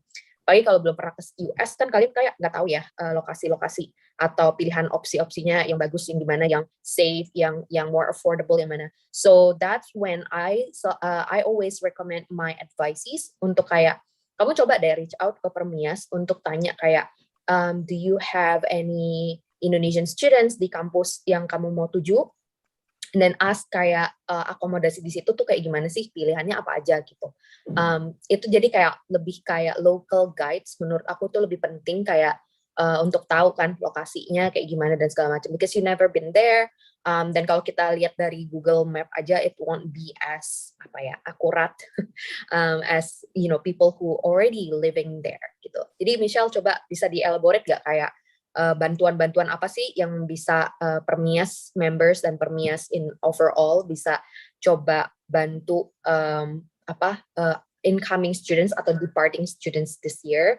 Terus kalau kalian ada pertanyaan, kalian lagi nonton di Facebook, YouTube, Twitter atau Instagram Live, send it to the comment box. Nanti tim kita akan pass it to me. Aku bakal nanya Michelle, Hanif, and Parawati. Terus kita kalau di Zoom juga langsung aja pakai chat box itu untuk nanya, tapi send to everyone karena aku nggak akan sempat untuk buka private messages-nya ya. And same goes with Michelle, Hanif, dan Parawati. Kalau kalian ada pertanyaan langsung aja send to everyone. Nanti kita coba our best to reply to everyone. Okay, Michelle, go on. What kind of helps and assistance that you guys can give? Thank you. Alright. Boleh banget. Mungkin untuk pertanyaan-pertanyaan PERMIAS aku bisa jawab, tapi kalau misalnya ada mau tambahan dari Hanif juga, silahkan ya Hanif. Untuk dari skala PERMIAS nasional, The biggest thing is we have reach of all the 8,000 members. Jadi kebanyakan kali if a student reach out to us for a specific university, specific school, specific area that they are going to, we always try to refer them to the PERMIAS lokal, either it's state or it's a university. And usually those PERMIAS lokal, at least my personal experience sebelum aku ke US even, dari PERMIAS UCLA sendiri, mereka mengadakan launch atau welcome event sebelum ke Amerika. Jadi dari situ kita know like what are the lay of the land and a bit about the area and everything like that. So if there's a PERMIAS chapter in your area, as I said, look at the chapters page. Definitely reach out to the chapters. They will be your number one resource. Of close community. And then after that, if you have any other questions, reach out to the general PERMIAS Nasional Instagram, and then there's always someone who's going to answer you there, or email info@permiasnasional.com. Other than that, what we do provide is, I've mentioned a couple of the events and programs, but mentorship and everything like that. And then also, if you check out our resources page in the website, there's a couple guides and little tips and tricks for everyone that is just trying to depart from Indonesia. And closing my answer to that question, ada Ahmad Taufik nanya, apakah tiap PERMIAS state masih aktif? Mungkin integrating that, level keaktifan tiap PERMIAS chapter itu beda-beda. PERMIAS nasional tentunya selalu aktif, hopefully. Jadi untuk chapter-chapter, jika ada yang kurang aktif atau yang belum dijawab pertanyaannya, langsung didireksi ke PERMIAS nasional aja, and the team is always ready to help and accommodate. Plus, thank you so much, Santika, for speaking so highly of PERMIAS and PERMIAS nasional. Hopefully I can, live up to the expectations and support all incoming students with their resources and needs. Yeah, definitely. And when I was in the States back then for my undergrad, I also feel that PERMIAS is a community where you can, kayak mungkin karena kita coming from the same country, everyone is just kayak solid, regardless of kalian kenal banget apa enggak. It's just like a feeling of familiarity, and I think that's an important aspect if you are new in new environment. You are a new person in new environment. So yeah, I think that's very important. Jadi kenapa aku juga mau help students to transisi ke si new environment dengan lebih nyaman. Ya, salah satunya is the community that I can introduce, ya PERMIAS gitu. Terus di sini aku mau jawab beberapa pertanyaan about PERMIAS from YouTube. Ini dari Yonatan. What is the requirement for us to join PERMIAS? So kalau untuk member kayak kamu Indonesian students going to the States itu udah otomatis. But if you are going to be like Michelle or kayak Hanif di sini yang kayak mungkin bantu ngurusin organisasinya itu ada application-nya sendiri ya, Michelle ya? Iya. Okay. So it can be found in the website and the social media ya, cara daftarnya when they are opening official atau members yang untuk ngurus organisasi ya. Iya, ada di Instagramnya. Langsung ke sosmed aja.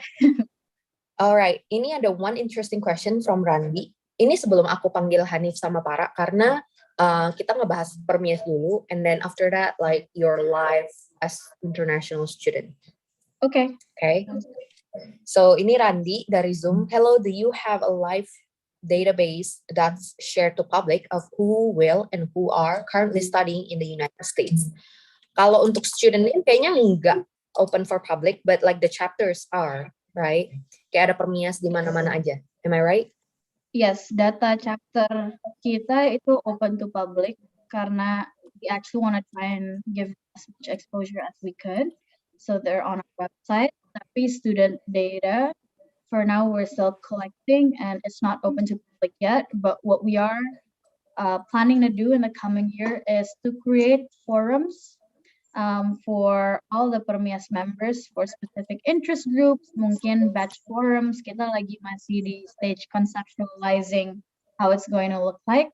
But there's going to be that forum so everyone can get connected one another to other Indonesian students. Okay, thank you Michelle. Ini ada dari Ahmad Taufik. Tadi udah dijawab sama Michelle on the Instagram. Just go to the national one. Not to mention karena semua international students di States ini kan they're like basically students, and when they are a PERMIAS member, they're basically juggling stuff. So sometimes they cannot just do everything. Jadi just refer to the national ones, okay? Yeah. Terus ini dari Dirga, S2, University of Texas at Austin. Thank you for your presentation, Michelle. Do you PERMIAS have the exact number of how many Indonesian students that are coming in this fall semester 2021? So I think kalau dari EducationUSA sendiri, we have hundreds. I don't have the exact number, tapi at least di atas 100 for sure. It could be almost 200 if I'm not mistaken. Itu pun yang hanya kayak nge-update EducationUSA Indonesia dan trying to apply for this pre-departure orientation. But I'm pretty sure there are more than that. And Michelle, if you want to share, do you have that data or no? Or kayak it really depends on nanti pas fall semester yang mulai, kalian baru tahu kayak ada berapa gitu. Right, that's a really good and perfect question that I always ask every year. So thank you for asking that question. Kalau dari personal estimation, menurut aku tuh angkanya lebih di 1000-an, gara-gara buat fall ini bukan hanya murid-murid yang datang buat tahun kelulusan 2024, tapi juga yang datang untuk tahun kelulusan 2023 yang kemarin kedatangannya postponed because of COVID. So maybe that number is even bigger. And that actually gives an important segue. That's one of the programs actually that we are trying to create for next year is to create that database. So would really appreciate if you guys fill out the form, and through that way we can get to know the network of all Indonesian students. And hopefully with everyone in this call and the speakers, we will all collaborate in order to find that number. So we have a better communication channel. Okay, cool. That's a good insight, information, because I thought, yeah, but you do make sense. Like because last year tahun lalu kayak ketunda karena mungkin prosesnya nggak selancar tahun ini, so banyak yang berangkat tahun ini, which is great, and that's a good news. Very happy to hear that. Terus ini ada dari Laras. Hi Michelle, I'm joining UPET this fall semester. Saya mencari PERMIAS chapter yang saya temukan ada PERMIAS CMU. Udah ngirim email 2 days ago but haven't got any response. So maybe if you can have kayak mungkin kasih alternatif how to contact you guys better, that would be nice. Right. The number one channel that's always active is langsung info@permiasnasional.com atau ke permias.nasional on Instagram @permias.nasional di Instagram. I'll drop that in the chat again. So please feel free to give an Instagram DM, and then from there they will either refer you to a personal contact of someone in CMU or directly answer the question themselves. Okay, cool. Thank you, Michelle. So I see we still have kayak orang-orang jadinya sangat enthusiastic sama PERMIAS, but unfortunately, I'm so happy to hear juga. Cuman kayak we have to talk about other things in this session karena we have such a limited time. So it will be nice if kayak mungkin if you don't mind, Michelle, kayak bantu jawab di Zoom chat box on PERMIAS question. And meanwhile, aku akan introduce Hanif Farastama Yoga, a master's student in Petroleum and Natural Gas Engineering in Penn State University, and Parawati Siti Sondari, PhD student of Composition and TESOL in Indiana University of Pennsylvania. Hi Hanif, hi Para. Hi, hello. Hello, thank you so much for joining us. Dan di situ kayaknya udah malam banget ya. Right? Kalian di situ maksudnya baru balik lagi ke situ tahun ini atau you guys have been there since like last year, since the pandemic started? I'm just wondering. Hanif mungkin? Yeah, I can answer first. I've been here Yeah, for sure. 1.5 years actually. Oke. Jadi sebelum selesai perang. Sebelum mulai perang. Oke, cool. Jadi kamu bisa lah ya nanti cerita kayak how is it in the beginning and then what is it like, how much better it is right now and everything like that, supaya orang-orang yang mau berangkat mungkin ngerasa lebih safe dan lebih yakin lagi untuk berangkat. Kalau untuk Para gimana, Para? I came here in 2018, so this is the end of my 3rd year. Oke. Kamu programnya berarti 5 tahun ya, Para ya? Ya. Atau 4? Oke.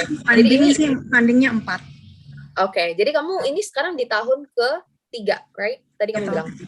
Oke, cool. Untuk Hanif, kamu programnya 2 tahun. Jadi kamu sekarang udah 1 tahun, hampir selesai ya? Yeah. Hanif ya? Oke. Yeah, I'm sure you guys will do well. Kayak sometimes, things just get really hard. Tapi I'm sure university dan learning style di situ sangat-sangat supportive. Jadi aku juga mau talk a bit about that later. Kalau kalian lihat di email aku ada beberapa pertanyaan yang menurut aku important to be shared. Jadi let's see. Untuk Hanif dan Para, ini terserah siapa mau jawab dulu. Tapi mungkin aku mulai dari kalian pertama kali sampai ke university kalian atau the state that you guys are living in. Kalian cara cari akomodasinya kayak gimana? Kayak how do you decide? Dan kalau ada tips untuk orang-orang yang sekarang lagi nyari akomodasi, what are the tips that you can give? Mungkin dari Para dulu. Okay. Kalau dulu, I did a couple of things. Researching on campus housing and off-campus housing, like on College Pad, Trend Pads, Trulia, on housing websites, and then graduate student Facebook group. Just find as much information I could, and then send emails, ask questions about the lease, how things work. And then I consulted to other students who were here because they helped me to understand the places, especially the safety of the places.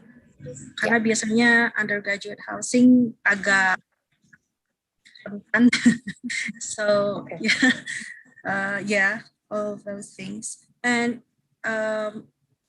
I also asked for help from the program director because she has the access to listserv in case another international student needs a roommate. So, Thank you so much, Para. Jadi kalau kalian kayak Para, misalnya kayak mau nyari current students yang udah di situ, kayak tadi aku bilang, mungkin kalau Para waktu itu belum tahu atau belum terlalu kenal sama PERMIAS, tapi kalau kalian sekarang di sini udah dikenalin sama PERMIAS, itu channelnya jadi lebih mudah. Jadi kalau kayak Para kamu nyarinya kayak gimana, mungkin harus cari satu-satu. Tapi kalau kalian kayak mungkin minta bantuan PERMIAS, itu bakal kayak di-connect langsung jadi yang kayak dari uni mana dan segala macam. Jadi I think that's just easier. But by all means, kalau kalian mau nyari kayak lebih nyaman, mungkin kayak one-on-one nyari current students-nya, connect-nya juga boleh banget, kayak mungkin kayak Para begini. Kalian, kalau aku sih bakal suggest mungkin coba ke LinkedIn to search. But we can always try mungkin Facebook community di university tersebut, karena waktu itu aku suka bantu-bantuin students, and then when we click on kayak housing-nya, biasa di-connect ke Facebook kayak community untuk kayak nyari-nyari flatmate, roommate atau housemate gitu. Jadi mungkin itu akan membantu kalian. Oke. Terus untuk Hanif gimana? Apakah karena kamu part of PERMIAS, apakah kamu dari sebelum berangkat udah tahu PERMIAS, Hanif?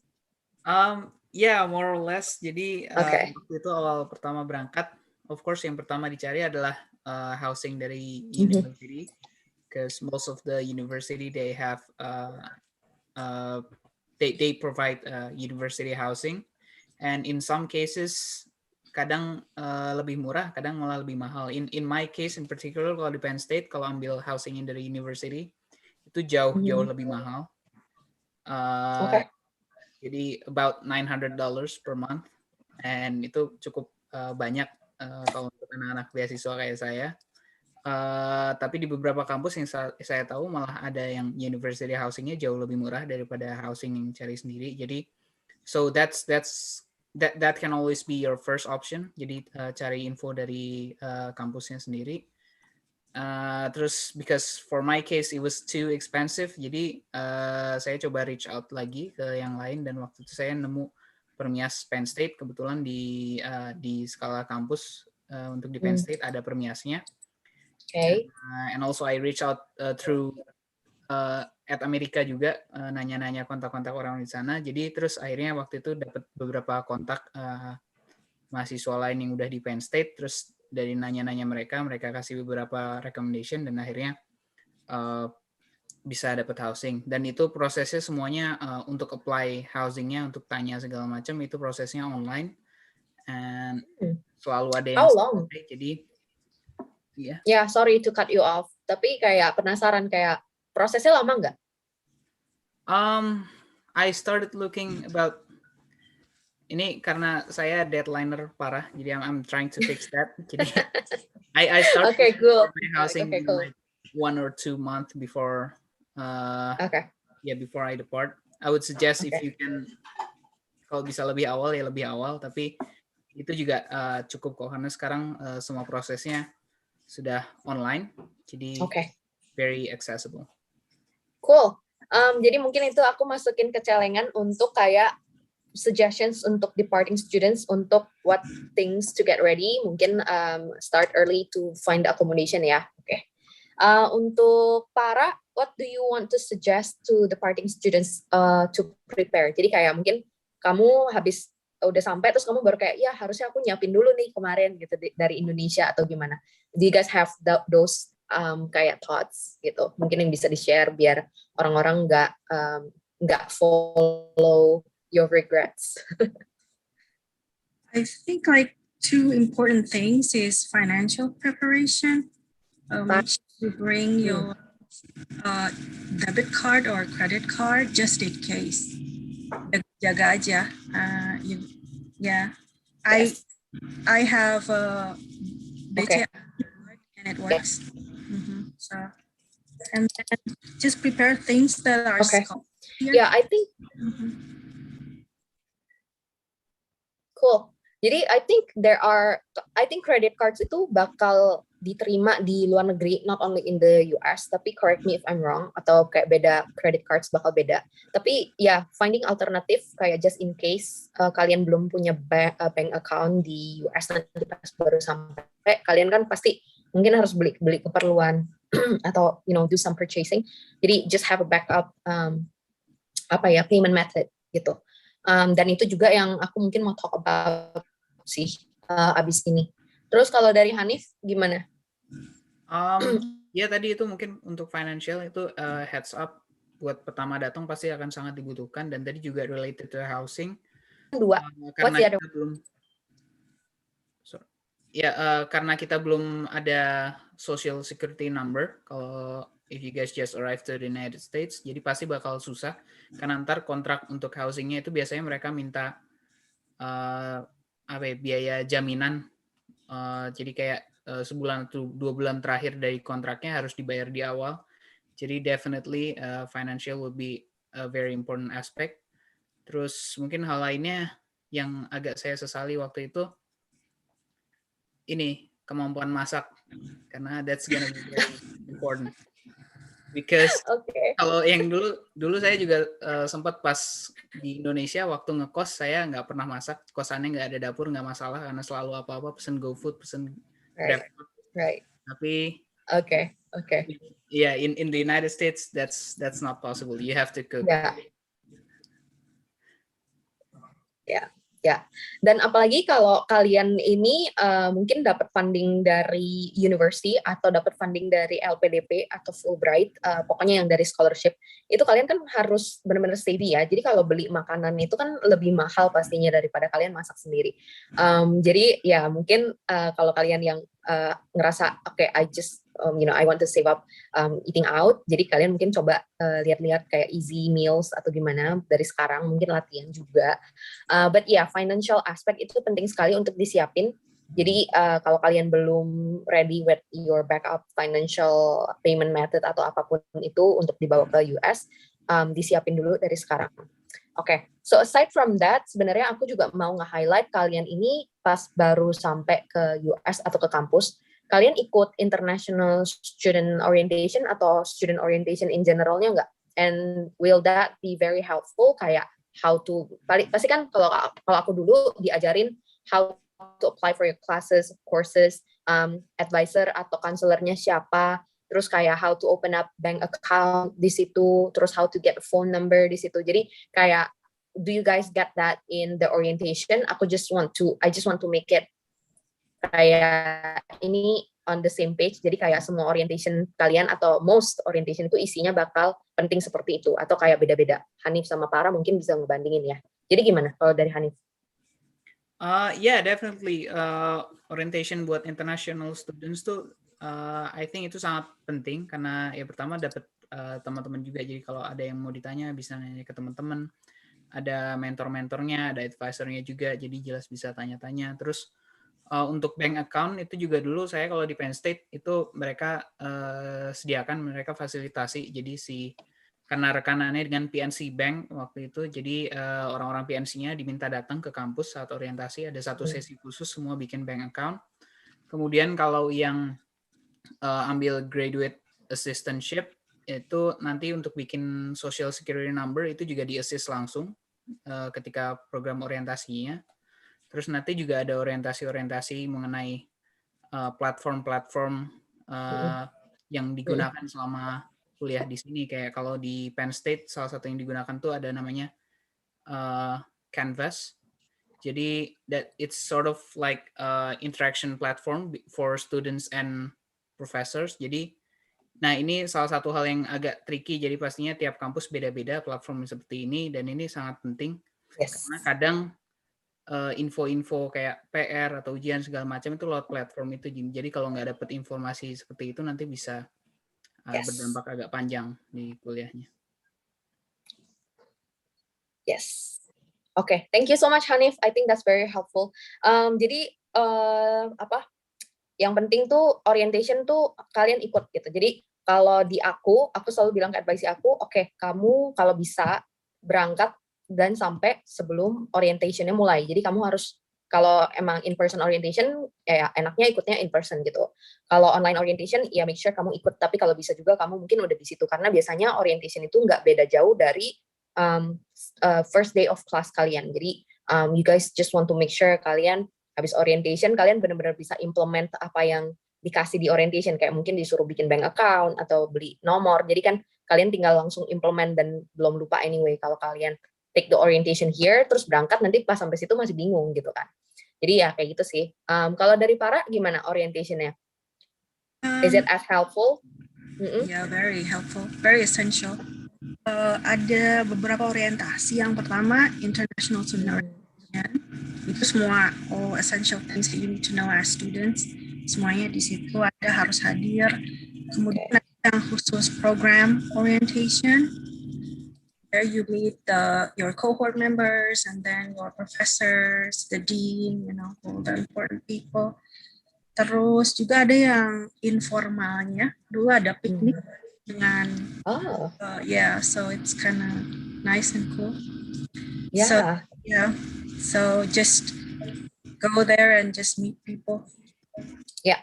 Dan aku nggak tahu how is it in master and PhD degree, tapi kalau di undergraduate atau di community college biasa kan orientationnya itu dibagi, jadi kayak khusus nih untuk international students gitu. Jadi mungkin karena cara daftarnya atau advisor atau counselor yang kita dapat itu beda sama local students, makanya dipisah orientationnya.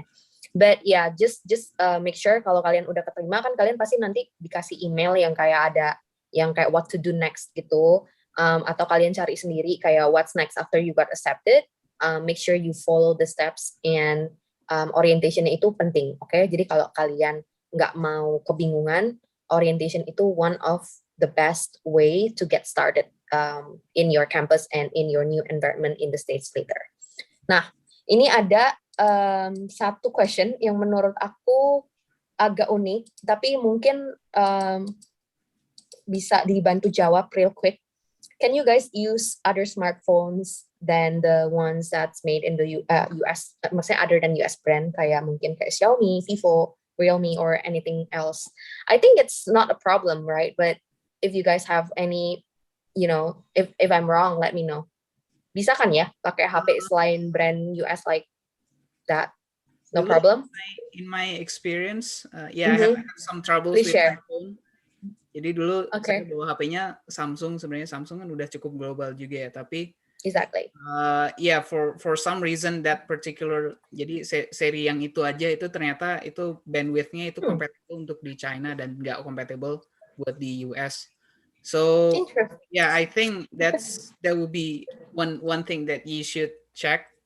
Jadi tiap handphone tuh kayaknya ternyata bandwidth-nya beda-beda, buat 3G, buat 4G-nya itu bandwidth-nya beda-beda, dan itu banyak website yang bisa ngecek untuk particular series apakah compatible atau enggak. So I would do that first before coming here. Cool.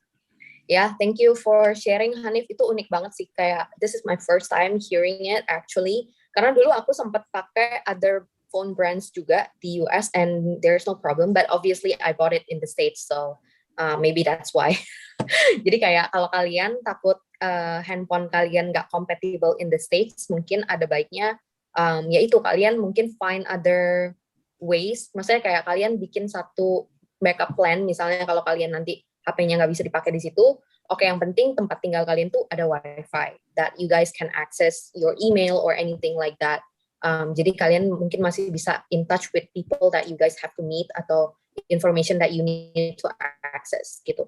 Jadi harus ada backupnya, jangan just rely on your phone. Terus tahu misalnya if not only kalau nggak compatible, but if anything happens to your phone, all of your information di situ yang kalian perluin banget nggak ada di email atau gimana, then agak gawat gitu kan. Oke?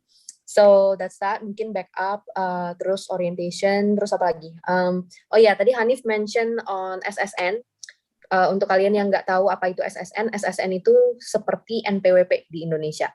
Jadi itu semacam kalau kalian, it's only if you guys get a job atau work in campus as international student in the United States, kalian eligible untuk dapetin SSN.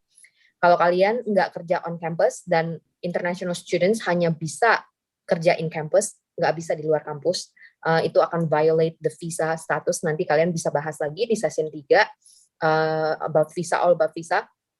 Jadi intinya untuk SSN, kalau kalian nggak usah pusingin kalau kalian nggak punya, terus nanti kalau kalian sampai ke in the States, kalian kayak, aduh gimana nih cara bikin SSN, jangan bingung kalau kalian nggak dapat on-campus job, that you guys will not need SSN or nggak akan bisa dapat SSN juga in the first place gitu.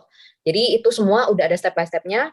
Kalau kalian dapat kerjaan on campus, ya bakal dibantuin gimana step by step daftar SSN-nya dari kampusnya, oke? Dari the job itself, oke? Maybe I can add to that answer please. For social security number. I recently just had to go through the process of SSN application as well. Mungkin ini ganti dengan berapa tahun, but maybe later they can explain it more. But you can also apply for jobs outside of the campus through that way. As an international student, you can work outside. So right now I'm working at a company, and there's a lot of international students actually that work in US companies, and they have this thing called a CPT atau curricular practical training, which is you can intern while you are at school, and obviously you need to apply for an SSN if you're going to get paid in any way, shape, or form in the US.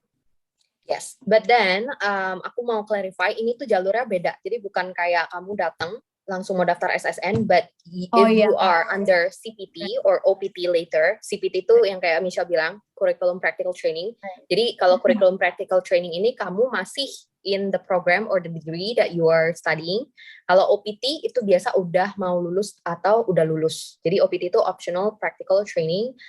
Semua murid international itu bisa coba apply untuk OPT dan CPT. CPT itu tergantung sama program yang kamu enroll in. Kayaknya nggak semua program itu ada CPT-nya. Jadi kalau kalian mau coba tanya, boleh banget. Tapi yang OPT itu is something yang semua program ada sebenarnya. Jadi OPT itu pasti ada, kalian tinggal coba daftar, and then if you guys apply for jobs and get jobs, kalian bisa kerja up to 2 years, and if you're in the STEM field, you can get additional 2 years. Michelle, is it 1 year or 2 year OPT? Yeah, 1 year so ya? OPT itu 1 tahun, and 1 then year, your and then STEM, STEM you get tambah 2. 2-year extension. Yes. So 3 years. Alright, ralat. Ya, ralat guys. Jadi OPT itu 1 year. Terus kalau kalian in the STEM field, science, technology, engineering, or mathematics, you guys can try to apply for like the extension of another 2 years. Jadi totalnya 3 tahun. Okay? Tapi itu dengan catatan if you guys get the job and the employer is supportive of you. Terus juga jadinya, tadi apa SSN-nya itu bakal, of course, karena CPT atau OPT ini kamu dapat kerjaan, ya kamu akan punya SSN. Okay? I hope that's covering all of the questions regarding the SSN karena kalian takutnya bingung. Terus let's cover what else? Okay, culture shock and maybe homesickness, especially karena during pandemic kan kalian jadi mungkin nggak bisa balik ya kayak Hanif sama Para. How do you guys overcome the new environment, culture shocks, if any? Michelle juga, and kayak maybe homesick. What I know is Michelle last year sempat pulang, terus baru berangkat lagi ya. Yeah. Yeah, so Thank you, okay. Hafal. kita sering ngobrol, aku sama Sandika, so Right. back April. Okay, cool. Tapi proses travelnya lancar-lancar aja, just following the guidelines of how the updated protocol for COVID ya. Yeah, I would say this. It's pretty. I would say the airport and travel guidelines is not as strict as Indonesia, so it's just a COVID test, as you know, explained earlier. But other than that, it's okay. Because I know kadang tuh suka gugup gitu kan, udah travel ke luar negeri, abis itu ada COVID, takut kenapa-napa. I don't know why the airport always gets people. I don't know if it's just me nervous. So don't worry about it. Relax. Once you have the COVID document. Yeah, I think the vibe itself is just different when you just reach the States. It's just kayak beda aja gitu. Yeah. That's what I feel back then, even before the corona, a long time ago before that. Yeah. So yeah, you guys just follow the protocol kayak tadi di sesi 1 udah dibahas kayak kalian perlunya apa sih, apa tadi PCR atau antigen. You guys just follow the airlines punya guidelines apa gimana, karena biasa airlines itu kan follow the destination country or cities yang kalian mau sampai gitu kan. Okay. Terus ini ada good question. Sorry. What US bank would you recommend when setting up saving account and a credit card? Jadi kalau back then ada namanya US bank, ada American lupa. Ada US bank, ada Wells Fargo, ada other brands. So let me know guys, kayak di situ sekarang gimana?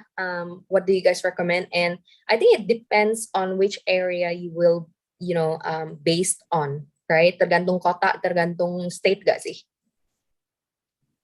Mungkin mau start dari Hanif? Yeah, definitely cek dulu di daerah, karena biasanya di daerah di tiap state, bahkan di tiap kota itu beda-beda bank yang gedenya. I would recommend to ask to the university. Kadang mereka punya rekanan bank, jadi utamain yang itu dulu. Kalau untuk Northeast itu kayaknya PNC cukup gede. Saya kemarin sebenarnya sempat tanya-tanya teman, katanya Chase aja prosesnya gampang, tapi ternyata pas dilihat di kota saya nggak ada cabang Chase sama sekali. Jadi just take a look at each of the university and each of the city. Karena beda-beda. Yeah, that's great tips. Jadi sebenarnya kadang tuh ada bank atau mesin ATM tuh yang lokasinya di dalam kampus. Jadi itu bakal super helpful kalau kalian perlu gitu. Jadi mungkin utamanya cari yang benar-benar deket sama kampus atau di dalam kampus ada akses ATM-nya atau deket banget banknya ke kayak walking distance to your campus. Maybe that's your priority dulu. Terus I think you can try to open up another bank account in other banks later on if you want to, because that's what I did juga back then. Jadi kalau untuk Para, gimana Para? Sama cari yang dekat kampus juga? Yang affiliated to the university ya, karena kan yes. Kalau misalnya funding habis, untuk mempermudah transaksi kan kalau mau bayar tuition sendiri, it's better to go with one affiliated with the university. PNC. We love PNC. Okay, cool. Terus ini ada yang nanya, how long we wait until we are able to get the OPT? Setahu aku, kalau kita udah mau lulus atau udah lulus, I think like the last semester or last term, you can start looking at OPT. Coba share dikit mungkin siapa yang mungkin temennya udah in OPT atau gimana. Tapi kalau untuk Para kan kamu PhD ya Para ya. Kamu under financial ini nggak maksudnya dapat research assistantship atau teaching assistantship? Karena dampak COVID di retrenchment. So there's no TA-ship starting this year. Okay. Get an extension from my sponsor for another year, so I'll be fine for another year. Okay, that's good to hear. But yeah, I hope more funding availability will arise sooner. Jadi kayak maybe it can help you kayak if you need like another year for that. But yeah, untuk Hanif, mungkin do you want to share on kayak OPT if you guys know anyone yang mungkin kayak lagi OPT? Or Michelle, bisa? Untuk OPT, so what was the question again? How long should we wait until we are able to get the OPT? My answer is like your last semester or your last term, you can start looking at kayak, you know, the application process. Karena kan kita hanya bisa ikut OPT ini kalau kita udah basically lulus, gitu kan? Yeah. So this Right? might be getting, it might be getting on the grains of details a little bit. Cuman basically ada dua metode. If you already have a job offer, usually 3 months before you graduate, you apply for it. Karena proses untuk dapat kartu bisa kerjanya itu 3 bulan. Jadi you need to apply in advance. Takutnya kalau misalnya you apply literally when you graduate, itu nanti you have to wait 3 months. And kadang I've heard of some cases di mana employer-nya itu retract sort of because they need someone immediately. So you need to really pay attention to the dates and how long it takes. Biasanya dari international center tiap sekolah mereka explain, dan itu because of COVID regulasinya agak beda-beda. The other method, if you're still searching for a job, a lot of what my friends do is they apply for it literally on the last day. Well, not last day juga ya, tapi mungkin last week of their graduation, biar pertama kartu mereka aktif 3 bulan. Setelah kartu mereka aktif selama 3 bulan, kalau nggak salah kita dikasih waktu. I'm not pretty sure about this because I haven't done the process myself, tapi setahu aku sekitar 6 bulan untuk get a job. Ya. And then setelah itu we have to go back to Indonesia. Jadi sebenarnya untuk CPT OPT ini sangat-sangat technical. So it will be nice if you, exactly kayak I think different programs bisa beda and different university juga kadang recommendationsnya berbeda. So please check with the university and program that you are going to enroll in. Terus juga kalau kalian ini LPDP awardee atau Fulbright awardees, OPT or CPT will be tricky. Jadi kalian harus benar-benar cek dulu dan get approval dulu, okay? So you guys cannot just apply and kayak self-funding students karena it's just a different process, okay? Just a heads up karena aku tahu banyak yang hari ini attend juga atau lagi nonton juga kayak banyak yang LPDP awardee atau Fulbright awardees atau other sponsored financial aid. Jadi kalian harus check with those, okay? Aku ada last question karena apparently my time is running out. Time really flies. Last question, let's see. Like how to be, I think I'll choose this one. How is it live in the US as international student during pandemic? Like, if you guys have to do any quarantine atau kayak, like kalian sempat quarantine apa enggak? Terus kayak, how is it right now di situ? Do you guys feel fairly safe atau a lot much better? terus juga how to be successful student based on your experience. I count all of you are successful karena kalian literally are still there and enrolling. Jadi kayak karena in order to be enroll kalian kan pasti nilainya harus bagus anyway. So yeah, please mungkin dari Michelle, habis itu ke Hanif dan Para. After that, I will pass it to the third session. Okay.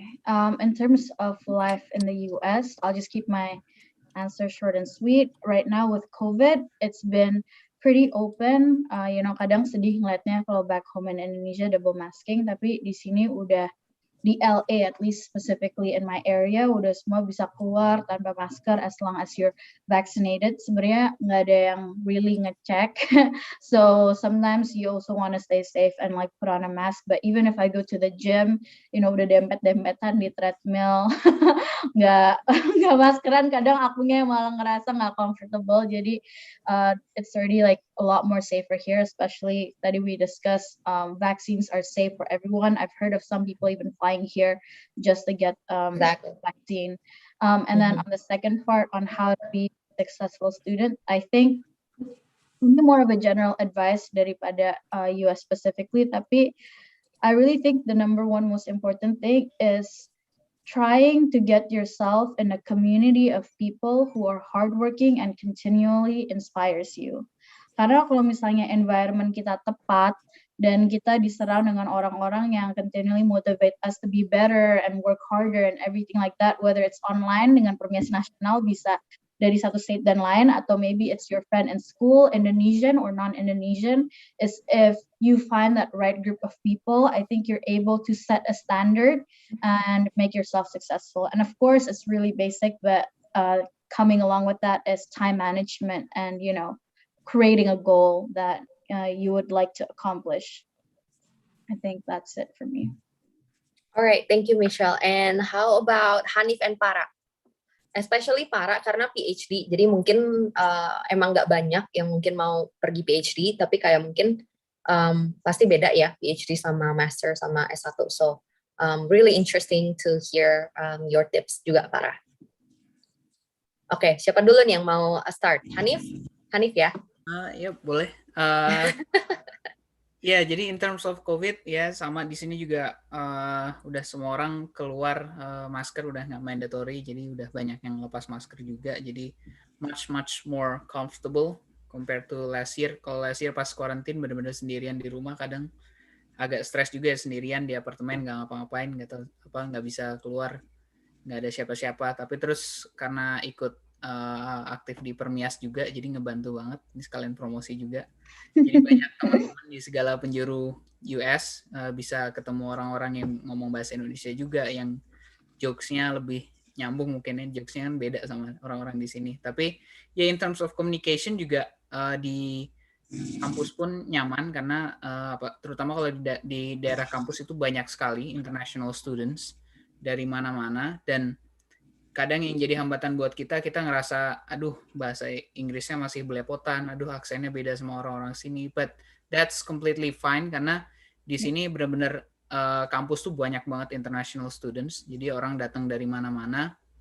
Not even di kampus, bahkan di luar kampus pun tetap banyak orang-orang internasional. Jadi mereka sangat maklum dengan aksen yang berbeda, dengan mungkin kadang kadang mungkin orang sini kalau dengar kita ngomong masih perlu nanya, oh apa tadi, kayak masih kurang jelas, tapi that's completely fine gitu, itu sangat ditolerir di sini. Jadi itu juga mungkin masuk ke tadi ya tips for success. Nggak tahu sih sebenarnya saya udah sukses atau belum, tapi ya that's I think tipsnya itu ya, don't be afraid to speak up gitu. Jadi yang penting tunjukin kalau kita confidence, baik itu di kelas maupun di luar, di restoran, di jalan segala macam, pokoknya just speak up. Mereka pasti bakal berusaha ngertiin kita, and that's actually what everybody else is doing gitu. That's what everyone else is doing. Yes, I completely agree. Like kalian di States itu the culture is different. Unfortunately, we don't have enough time to talk about the culture. Tapi just real quick, culture-nya itu beda. Jadi kalian itu jangan takut to speak up. Kalau di Indonesia kan takutnya kalau speak up tuh nggak sopan atau gimana. Tapi di situ if you need anything, even to the professors, you can just ask. Dan professors itu usually have namanya office hour. Jadi itu di luar jam dia ngajar lectures.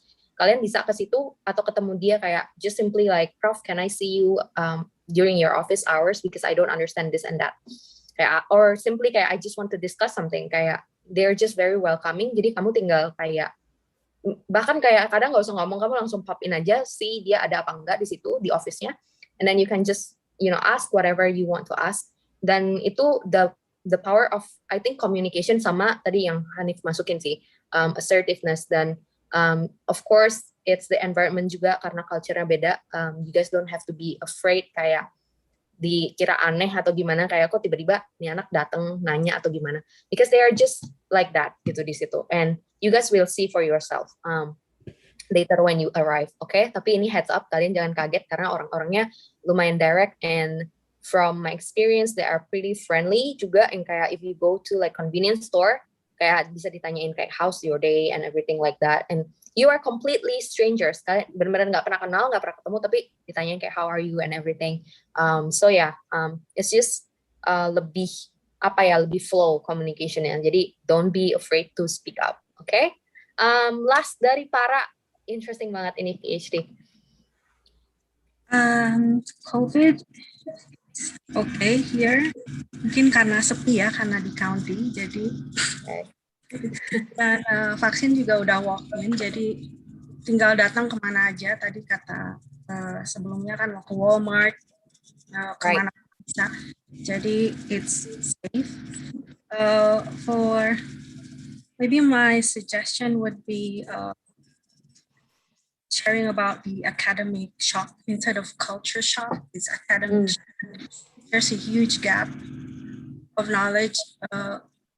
When you come here, it's okay to be overwhelmed.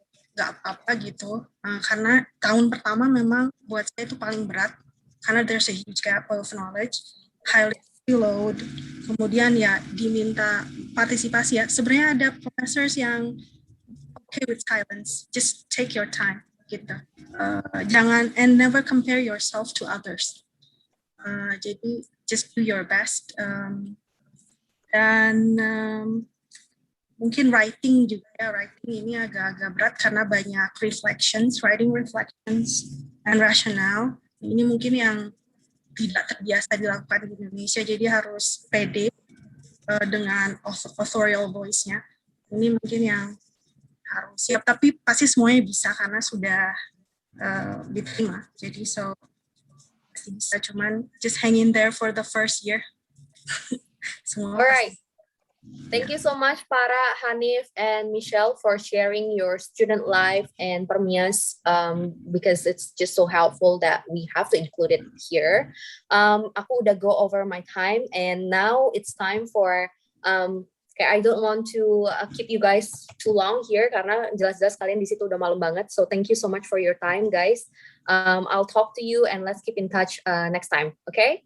And move to discussion number 3 atau last part of this event pre-departure orientation.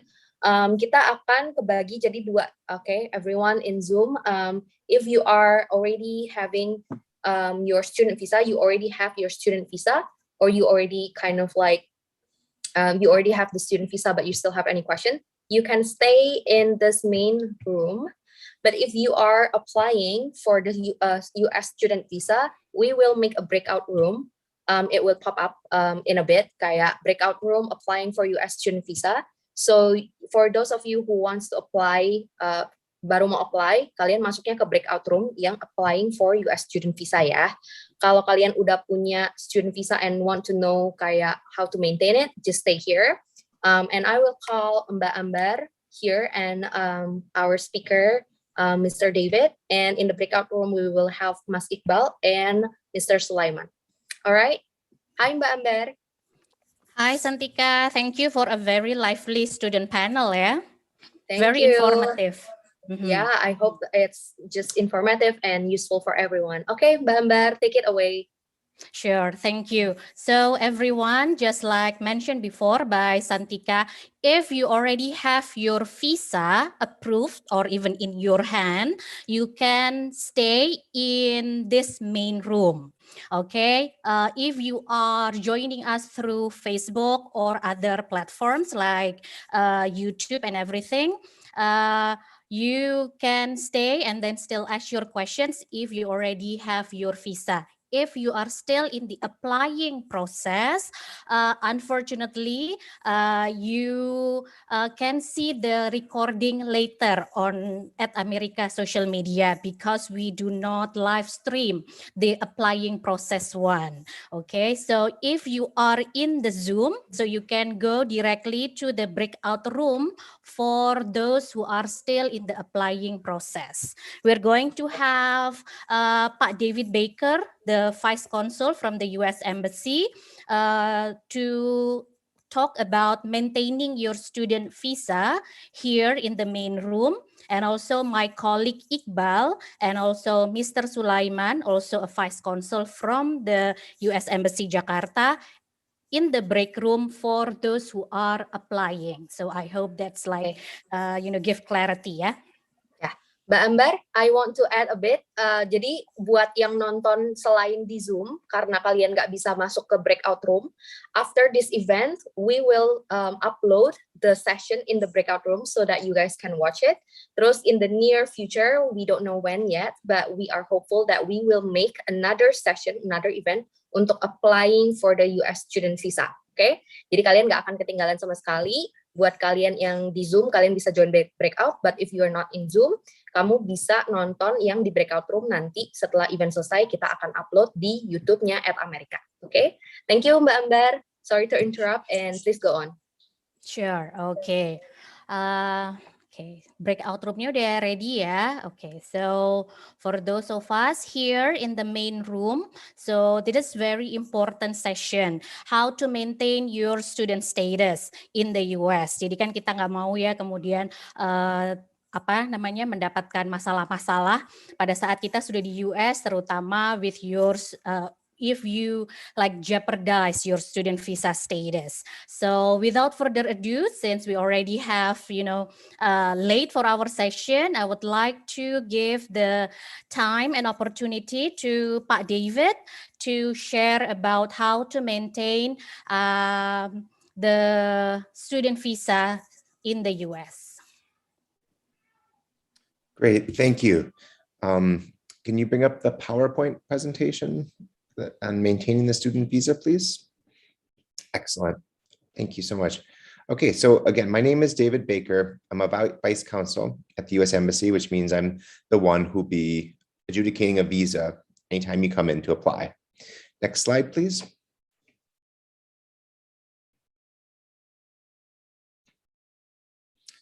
Can we change the slide, please?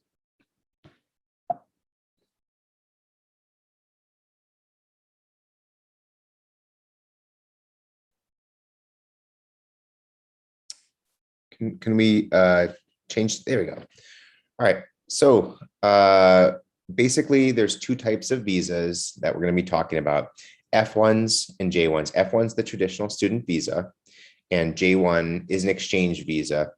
The main difference being that J visa is an exchange program. It's usually funded by a scholarship organization or the university itself. There's usually some sort of outside funding involved in the J1. So they're generally the same in terms of maintaining your status, but there are some rules specific to F1 visas and some rules specific to J1 visas. We'll go over that. In the last slide, we'll have websites where you can find all this information as you need it. Next slide, please.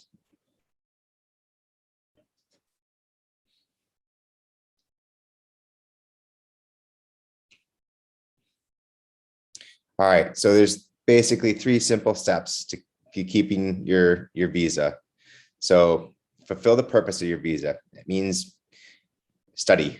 Don't work. Don't do anything else other besides study. Obviously, there are opportunities to work. There's opportunities to work as part of your curriculum, and there's opportunities to work as part of an OPT. But in general, the purpose of your visa is to study. So that's what you should do. The second step to maintain your visa is follow all the rules and regulations associated with that purpose. And we'll go over those details in a moment. And finally, probably the most important thing for maintaining your student visa is contact your designated school official, your DSO, for any questions you have with your F1 visa, or your responsible officer for J1 visas. And those are listed on the respective forms that you have. So with the F1 visa, you have an I-20 form. The designated school official is the person. They usually have an email address and phone number listed on your I-20. And on your for your J1, you have what's called a DS 2016, and the responsible officer is listed on that form. Next slide, please. All right, so for both F1s and J1s, you can only enter the US no more than 30 days before the start of your program. The start of your program is listed either on your I-20 for F1s or DS 2016s for J1s. For both J1s and F1s, contact your designated school official or your responsible officer as soon as you arrive in the United States. Send them an email, a phone call. Then when you arrive at the school, you need to contact them again. And that contact needs to be made no later than the start date listed on your listed for your program. Again, it'll be on your I-20 or DS-16. Next slide, please. All right, so you have to maintain your student status. What does that mean? It means you have to attend and pass all your classes. If challenges come up, there's options, but you need to speak with your DSO or RO immediately. So if you're not going to be able to complete your program by the end date that's listed on your form I-20 or DS-216, again, talk to your designated school official or responsible officer, and they can help you get in a program extension. So you must take a full course of study each term. And if you can't do that, again, you need to contact the designated school official or responsible officer. If you're going to drop any classes, let's say you have a very busy schedule and you need to drop some classes, be sure to speak with your designated school official or responsible officer before you do that. Next slide, please. All right, so what do full-time studies mean? The terms are laid out here. These are general terms. These are given by the Department of Homeland Security, but don't take these necessarily as the specific guidelines for your school, because each school is different, and your responsible officer or designated school official will be able to tell you how many credit hours, how many courses per semester or quarter actually count as a full load. So again, this is just about maintaining contact with the designated official responsible officer and following the guidelines of a full course of study specific to your program. Again, these are general guidelines, but it will vary from school to school. Next slide, please. All right, so as everyone knows, oftentimes schools in the US, colleges and universities in the US aren't in session during the summer months, usually June, July, and part of August. The schools aren't in session. And with the F1 visa, you're eligible to go on vacation during that time. But to do that, you must have completed one full academic year to take the annual vacation. That means you were enrolled in school, at the usual time from August to May, usually. You don't have to take that vacation. Many students stay behind, maybe take summer courses at the university, but you are eligible to take the annual vacation after completing an academic year. Next slide, please. All right, work and practical training. So if you're going to do either curriculum practical training, that's an internship or paid job that's related to your program. I think a speaker in the previous session referred to this. You have to get authorization from your designated school official first. And this is we're talking about F1 visas only at this point. So specific to F1 visa holders, you can do work that's related to your curriculum and your major area of study, but you must have authorization from your designated school official first. Also, F1 students are eligible for the optional practical training, or OPT, following the completion of your program of study. And it must be something related to your studies. And we can go into more details about the OPT in just a moment here. Next slide.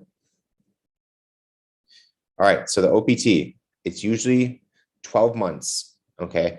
So you can actually start working at a company, you can have a full-time job as you're completing your program, but you can only stay for 12 months. So let's say you are studying and you're graduating at the end of the second semester, but you start working, you know, maybe sometime in that second semester. That's fine, that's acceptable, but you only get 12 months. So that's that time that you're working counts as part of your 12 months, even though you're still enrolled in school. So you can do OPT either as you're finishing school or once you've completed your studies. Now, there are certain areas of study, STEM, science, technology, engineering, math fields, that can take, can apply for a 24-month extension to your OPT. And again, the specifics of this are going to be available from your designated school official. So talk to your DSO. Next slide, please.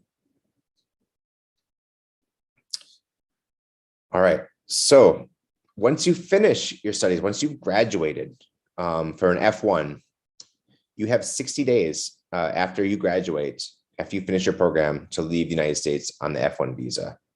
Now, you can always get a tourist visa, or you can there's other ways you can come to the United States, obviously, but your F1 visa is really only good for the time that you're studying in the US while you're a student, plus 60 days. So maybe if you want to travel around the US for that time after you graduated, you can definitely do that. But again, you have to leave within 60 days on that student visa. Now, there are ways to stay in the United States longer. Let's say you complete your undergraduate degree and maybe you want to pursue a master's degree or PhD. You're definitely allowed to transfer to another school. You're definitely allowed to change your visa status. Let's say you get an H-1B offer from a company, or an O visa offer if you're working with a US company. You can definitely do all those things and change your status. But again, talk to your designated school official first.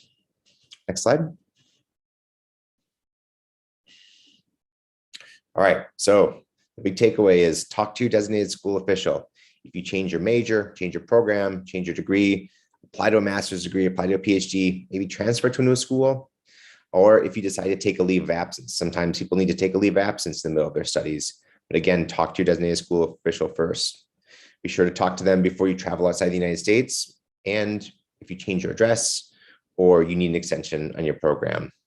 So if you cannot get in touch with your designated school official, the person listed on your I-20, there's an email address here, and this is also available on the DHS website, that you can email if you need assistance with any of these questions that a DSO might answer. Next slide, please. All right, so J1s are mostly the same as F1s, but there are a few differences. So J1s must depart the United States within 30 days of the end of their program. F1s have 60 days, but J1s only have 30 days. All right, if you're a J1 and you change your address, you need to report that within 10 days to your responsible officer.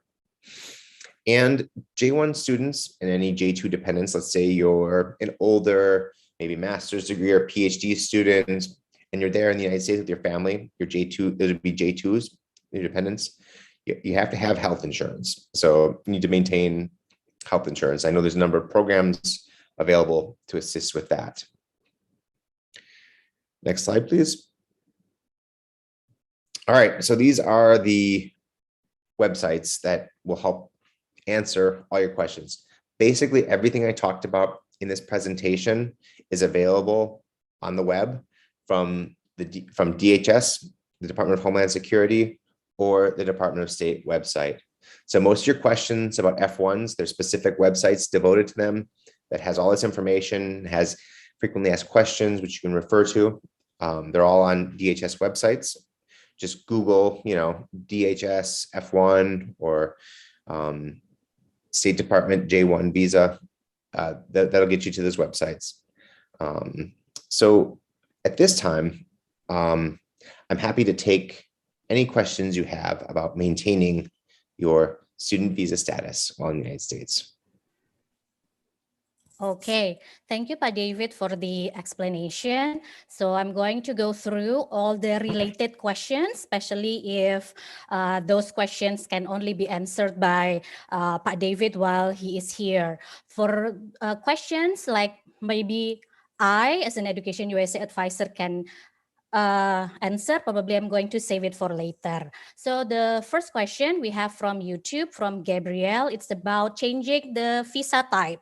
So she already have a F1 visa, and then the scholarship requirement is J1 visa. To change this visa type, should she reapply from the beginning, or just is there any other method to do that? Yeah, well, since she's changing visa class, she's going from a student visa to an exchange visa, she's going to have to go through the process once again. So she's going to have to submit the paperwork, the application, bring in her DS 2019 for the interview. If she's in a hurry, if her program starts very soon, there's always the expedited option you can request on the website, and just explain your situation when you do that and why you need a visa appointment as soon as possible. And we try our best to accommodate all of those requests. Okay, thank you. So unfortunately, Gabrielle, you need to reapply. The next one is a student. We have a question here through Zoom that her visa is denied or refused and under administrative processing. Can you give a light or a clarification how much longer, because she until now hasn't got any updated status, or what should she do, Pak?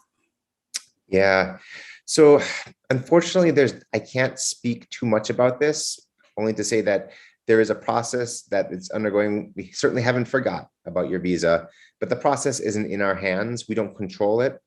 And it can depend. It can vary the timeline. Sometimes it's very quick, 1 to 2 weeks. Sometimes it can be a little bit longer with a few months. Now, if you're getting into a situation where you haven't heard back from us about the process, the administrative process, please send us an email to jackstudent@state.gov. Let us know, and also contact your designated school official. Explain the situation that your visa is under administrative processing, it has not yet been approved, and they can adjust the dates on your your I-120. Because you need your I-120 to accurately reflect the dates that you're going to begin and end your program. And that can all be adjusted, and that's not a big deal, but it's just important to keep those documents accurate if it's going to take a little bit longer. And I'm sorry that I can't give you a better answer, because I don't always know the timeline for these things. Okay, thank you for the clarification. Okay, if we already have a student visa or a B1, B2 visa currently still active, and then we apply for a student visa F1, does our B visa still active, or is it like automatically avoid? No, definitely. If you have a valid B1, B2, a tourist and business visa, that definitely stays active and valid. So the difference between the F1 and the B1, B2 visa is the purpose. So if you're entering the United States, you fly into the United States and you come to the airport and you're coming there to study, you show them your B1, B2 visa. Now, if you're there with your family on a trip, maybe you're still a student, but maybe you came for a summer trip, you left the country, came back for a summer trip, and you're just there for tourist purposes, then you use your tourist visa. But both of them remain active, and it's good to have both, because there might be some times when you're visiting the United States when you're not a student, right? So. Okay, thank you. Joel asked about F1 student visa regulations on OPT and CPT. I think we can skip this since you already share about the website and most common questions there. So I think, Joel, we will share the link once again. So because we have a lot of questions relating about maintaining the student visa. Okay, next question from Retno. Can I assume for normal work engagement after graduated, like the students still use the F1 visa for OPT, for example? Yeah. So the first thing you're going to do is contact your designated school official. Let them know that you have a job offer. It's related to your field of study, and get authorization from your designated school official. You have 12 months to use that. You have 12 months to work in that job on that student visa. Now, if you want to stay beyond that 12-month period, you're going to have to either get an H-1B visa or an O visa, maybe an L visa. L visa is a company that does business both in the US and Indonesia, and you can transfer between the two.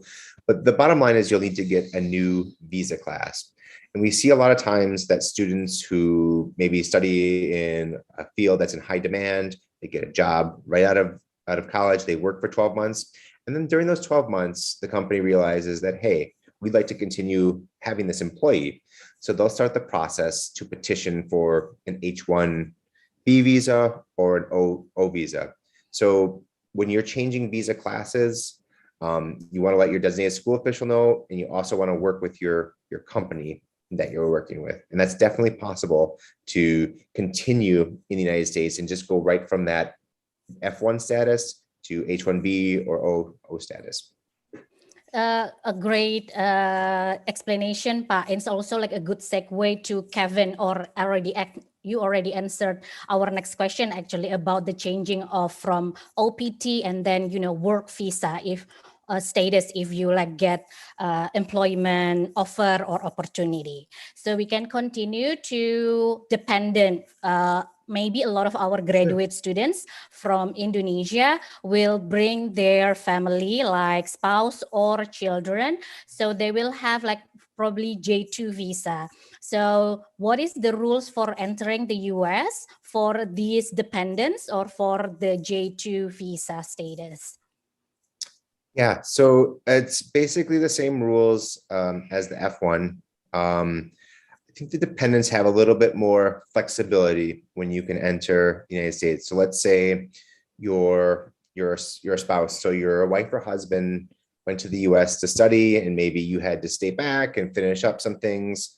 You can definitely apply for a J2 visa to join them while they're in their studies. We see that often at the consular window, especially the older students, the master's degree students, the PhD students, who have kids who maybe need to finish up their school before moving to the US, or maybe a spouse that needs to finish up their work before moving to the US. But again, that information is available on the websites. But in general, what I see at the visa window is that there's many cases of spouse or children that join maybe a little bit later after the start of the program, and that's not a problem. Oh, okay. So they don't have to go together at the start of the program with the J1 person, right? They can join later. Oh, okay. Join later, great. yeah. Yes. We have a question from Fitri. Fitri, we already answered your question actually. So you can enter the US 30 days before your program starts. So even though your DS stated that your study or your classes start at September 9, but you need to join the orientation before that, a week before that, that's fine. So you can enter the US 30 days before. Okay, now we have a questions from... Okay, I don't know if you can answer this, Pa. It's about tax return. So are international students eligible for tax return if they are under F1 visa? Sure. It depends, I guess. It depends on how much money you're making. So if you're making enough money to pay taxes, you will definitely pay taxes. And then the next question is, so in the US, your pay is taxed, and your employer actually deducts that money from your paycheck every month. So it depends on your employer. If they're deducting the correct amounts, then you won't get a tax return. If they deducted too much, you'll get a return. And if they deducted too little, you may have to pay a little extra. But that's mostly the employer's responsibility. So that's something that you need to discuss with your employer. Yes, as an exchange student, Fulbright program, there is an office under the international office usually that also help our international students like me, who is also working at the campus, to go through the tax report and, tax system in the US. So for Raihan, if you want to learn more on that, usually your campus will have resources to give you explanations on that.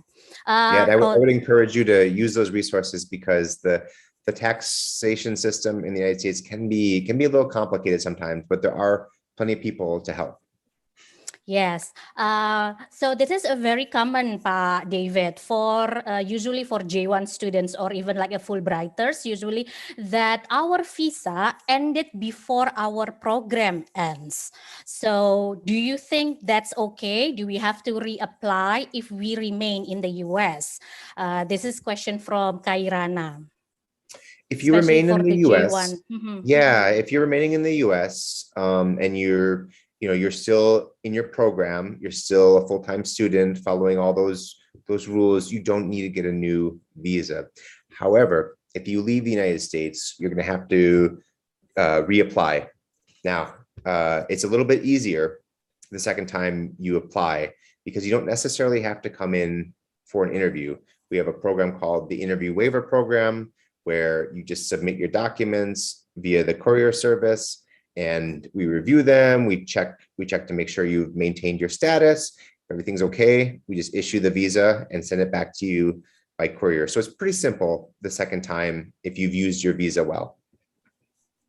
Yes, so as long as you maintain your full-time student status, your visa is still valid, ya Pak, as long as you remain in the US. But when you kind of like exit the US, probably like you going home, like pulang kampung, then when you need to re-entry, you need to reapply for a student visa, am I right? That's correct. Yes, okay, thank you. We have several questions on health insurance. For this, I think I will suggest you to always check with your DSO or even with your schools or university's website. They will give you like a list of health insurance providers and what are the coverage. Jadi untuk pertanyaan-pertanyaan asuransi nanti harus dicek pada universitas masing-masing. Mereka biasanya akan memberikan in your welcome package, itu juga akan ada yang namanya seksi tentang health insurance, atau kalau Anda adalah Fulbrighter atau LPDP awardees, usually juga akan ada paket atau informasi yang khusus tentang health insurance ya. Since we are very limited time, I don't think we can address health insurance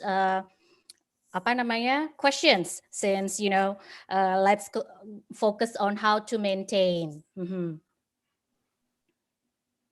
Nah, oke, Nanak tadi sudah dibahas ya, how to maintain your J1 visa even though it expired before you finish, or if you want to return to Indonesia, you have to reapply, but it's usually going to be easier since you can be exempted from interview, right, Pak? Because it is the second time, it's also extension.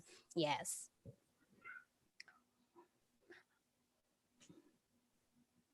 Yeah, okay. What about if they exit the US? So we have this similar question from Wiwin. Sure. Exit the US but not going to the Indonesia or the home country. Probably they like, vacation outside, like in Canada or Mexico, or, like joining international conference. Usually those are like very typical for graduate students. Yes. So yes, in general, yes, you can do that. Other US embassies and consulates around the world will process them and will review your documents and issue a visa if you're eligible. In general, though, if you're from Indonesia, it's usually easier to do it in Indonesia. Okay. It's possible. So like if you went to, say, Mexico or Canada, you could certainly get it, but they're going to have a lot more questions because they don't know, the situation in Indonesia. They don't necessarily know, the background. So they're going to have a lot more questions for you, but it is possible and they can do it if you need to. But we recommend in general that if you're going to be outside the country, try to apply from the country that you live in. Okay, thank you. We have similar question from Endah and Sharifah on YouTube about J1 or extension. So again, if you're still in the US and then you still maintain your student status, full-time student status, you don't need to apply for extension unless you have a plan to exit the US, or for example, going back to Indonesia usually for graduate students is for research and things like that, and then they will come back to the US for defense, something like that. Jadi Endah dan Syarifah tidak perlu di extend ya, as long as you maintain your student visa in the US. Okay. We have questions is about academic training. Okay, for Vulkania. Hey Pak David, I have a J1 visa and considering doing academic training after I complete my studies. My J1 expires right at the end of my studies. And I understand that I can do academic training for a maximum of 18 months after my studies end.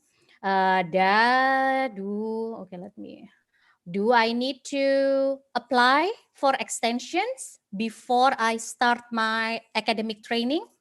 I don't actually know the answer to that question. I'm not familiar with academic training with the J1 visa. So you need to contact the responsible officer for your program, the person listed on the DS 2019, and your school, the international office that deals with these things. I can't answer that question right now. Okay. There is a follow-up question from Ibu Retno about the B visa. So Ibu Retno, I think I can answer this. You do not have to maintain the B visa as long as your student visa is still valid. So either one, ya Pak. This is depends on the, like you said before, the proposed the reason that you're you're going. Yes. Yeah. So if you're a student and you're studying, use the F1 visa. But if you're coming with your family, or you're just going to go do a visit, use the tourist visa. Okay. So we have questions from Indra about housing. I mean, he already have an F1 visa, but hasn't found any housing yet. Is this okay? Probably he is very concerned because he doesn't have any permanent address when, come to port of entry, probably. Sure. Yeah, I mean, I don't think that's a problem. I mean, with student housing, things change and shift around. Again, this is just one thing you need to just stay in contact with your designated school official about. Just explain that, hey, I don't have a address right now. Is there an address I can use for mailing purposes or for residence purposes? And then, just let them know once you find a permanent address that you're settled at. This is my new address. It shouldn't be a problem as long as you're in contact with that designated school official. Yes, okay. Because this is also from my personal experience that I have another student, Indonesian student, staying with me, for a couple of weeks until she found a permanent housing, So if you haven't found yet, that's fine until your arrival. Usually students came to the US and then they find permanent housing. Yes. Oh, okay. Another follow-up question from Ibu Retno. If they do have B1 visa, can they enter the US before 30 days? This is also a very common question, Pak, especially from our parents who also want to have vacation time first or spend summer first in the US. Then the students can start. Yeah, I don't know that. I don't know the answer to that, but I mean, I think that, and it's not actually our decision. So we give you the visa, and all the visa is actually it's permission to travel to a U.S. port of entry. The person who actually decides whether you get to enter or not is the border control, the Customs and Border Patrol, CBP, the people that you talk to at the airport. So they can make that decision. And I think if you are honest and upfront with them, you say, hey, I'm here for summer vacation with my family. This is my B1 visa. After that summer vacation is over, I will begin school. This is my F1 visa. I think they would understand that situation. But I'm not the one that decides that. And I don't know what the answer is necessarily, but I think they would understand that situation. Yes, okay, thank you. Because a lot of parents like actually want to kind of like have vacation first before the students can like start, and usually they want to enter the US even before the 30-day period. Yeah, Okay. no, exactly. So again, so I would use the B1 visa to enter, because you can use that to enter. And again, the F1's only valid 30 days before the start date of your program. So if you are going to enter before, definitely use your B1, B2 visa, and then just say like, hey, I'm a student, this is my F1 visa, and then they can figure it out at the CBP, at the Customs and Border Protection. Yes, thank you. Okay, now we have a lot of students who are also a what we call it, pegawai negeri. So they have their passport, their official passport. Yes, service passport. So they already have the visa printed on their regular passport. Is it possible to kind of like reprint the visa on their service passport? So this is question from Venus on YouTube, Pak. Yeah, that's possible if there's a reason that you need it done. I mean, you can certainly travel to the US with either passport, either your personal passport or your service passport. It doesn't really matter. But if you have a reason that it needs to be switched to your official passport, please email Jakarta student at state.gov, explain the situation, and then we'll give you instructions on how we can do that. Okay, so yeah, it's because it is case by case. So it is advised that you email to the consular office, both at embassy or at the consulate. Okay, so we have a question from YouTube that if you want to apply, you already kind of like briefly grace this info actually, Pak. If they want to apply not from Indonesia, but from other countries such as Germany. This is question from Gunardi. Is it the same process actually? There might be some slight differences, but in general, the steps are the same. You know, you still need to have, if you're applying for J1, you still need to have your DS 2019. If you're F1, you need to pay your SEVIS fee. If you're applying for, let's say, an F, there's just some things you need to be aware of. Like in Indonesia has a reciprocity fee when you apply for a student visa. So you're gonna have to pay some extra money once right before the visa is issued is $220.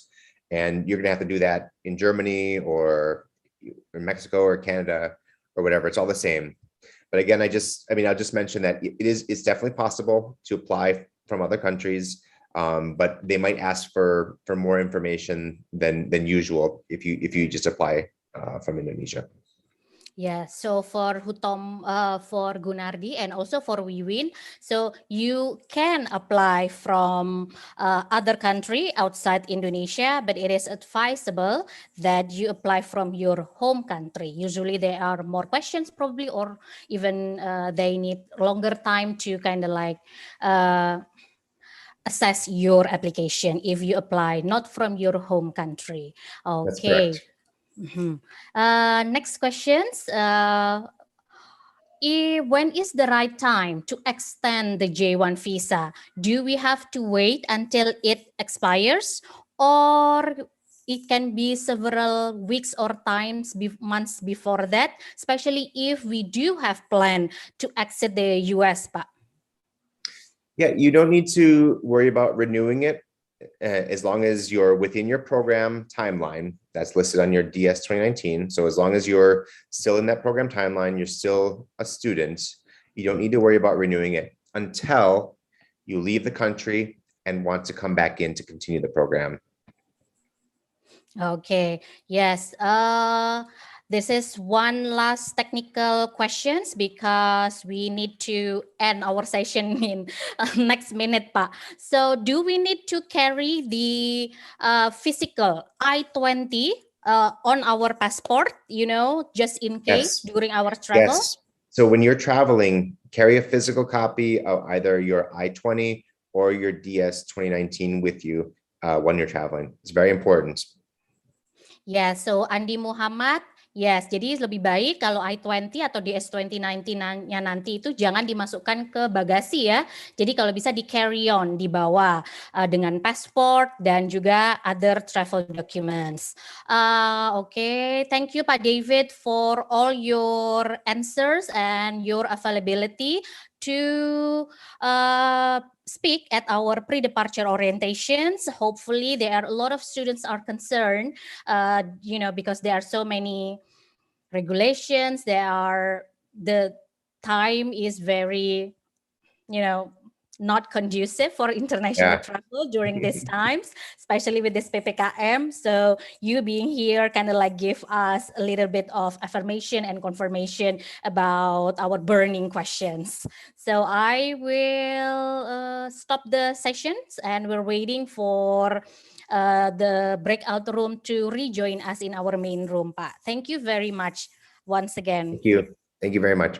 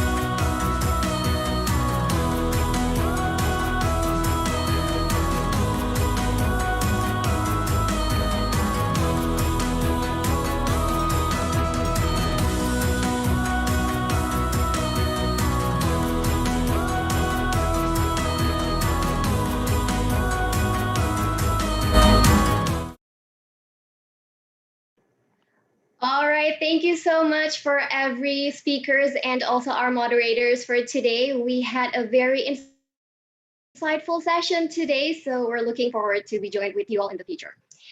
In the meantime, the rest of you, please don't go anywhere because I have the name of the winner for our social media quiz today. Earlier in this event, I asked you guys, is it true or false that Johns Hopkins was the first research university in Johns Hopkins University was founded in 1876 and became the nation's first research university. And shout out to Adele Lihawa from Instagram. Congratulations. As I mentioned earlier in the beginning of this event, EdAmerica is having a very special activity and we're giving out a set of content creator package. And how do you participate?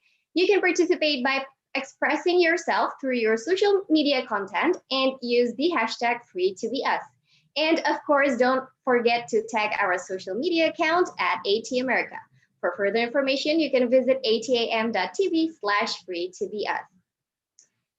And now you may be wondering, how can develop an awesome idea for a place like this? Easy. You can go to our website at www.atamerica.or.id, click create an event, and collaborate with us. All proposals coming to us will be reviewed, and your event might be featured here soon. And while you're on our website, don't forget to subscribe to our newsletters for weekly event updates sent straight to your inbox. Don't forget to follow us on Instagram, Facebook, Twitter at ATAmerica for event updates, fun content, and so much more. Also, don't forget to subscribe to our YouTube channel as well. All right, everybody, I think that wraps up this episode. It has been really fun, but unfortunately, we have to say goodbye for now. Thank you, everyone, for tuning in. Happy weekend.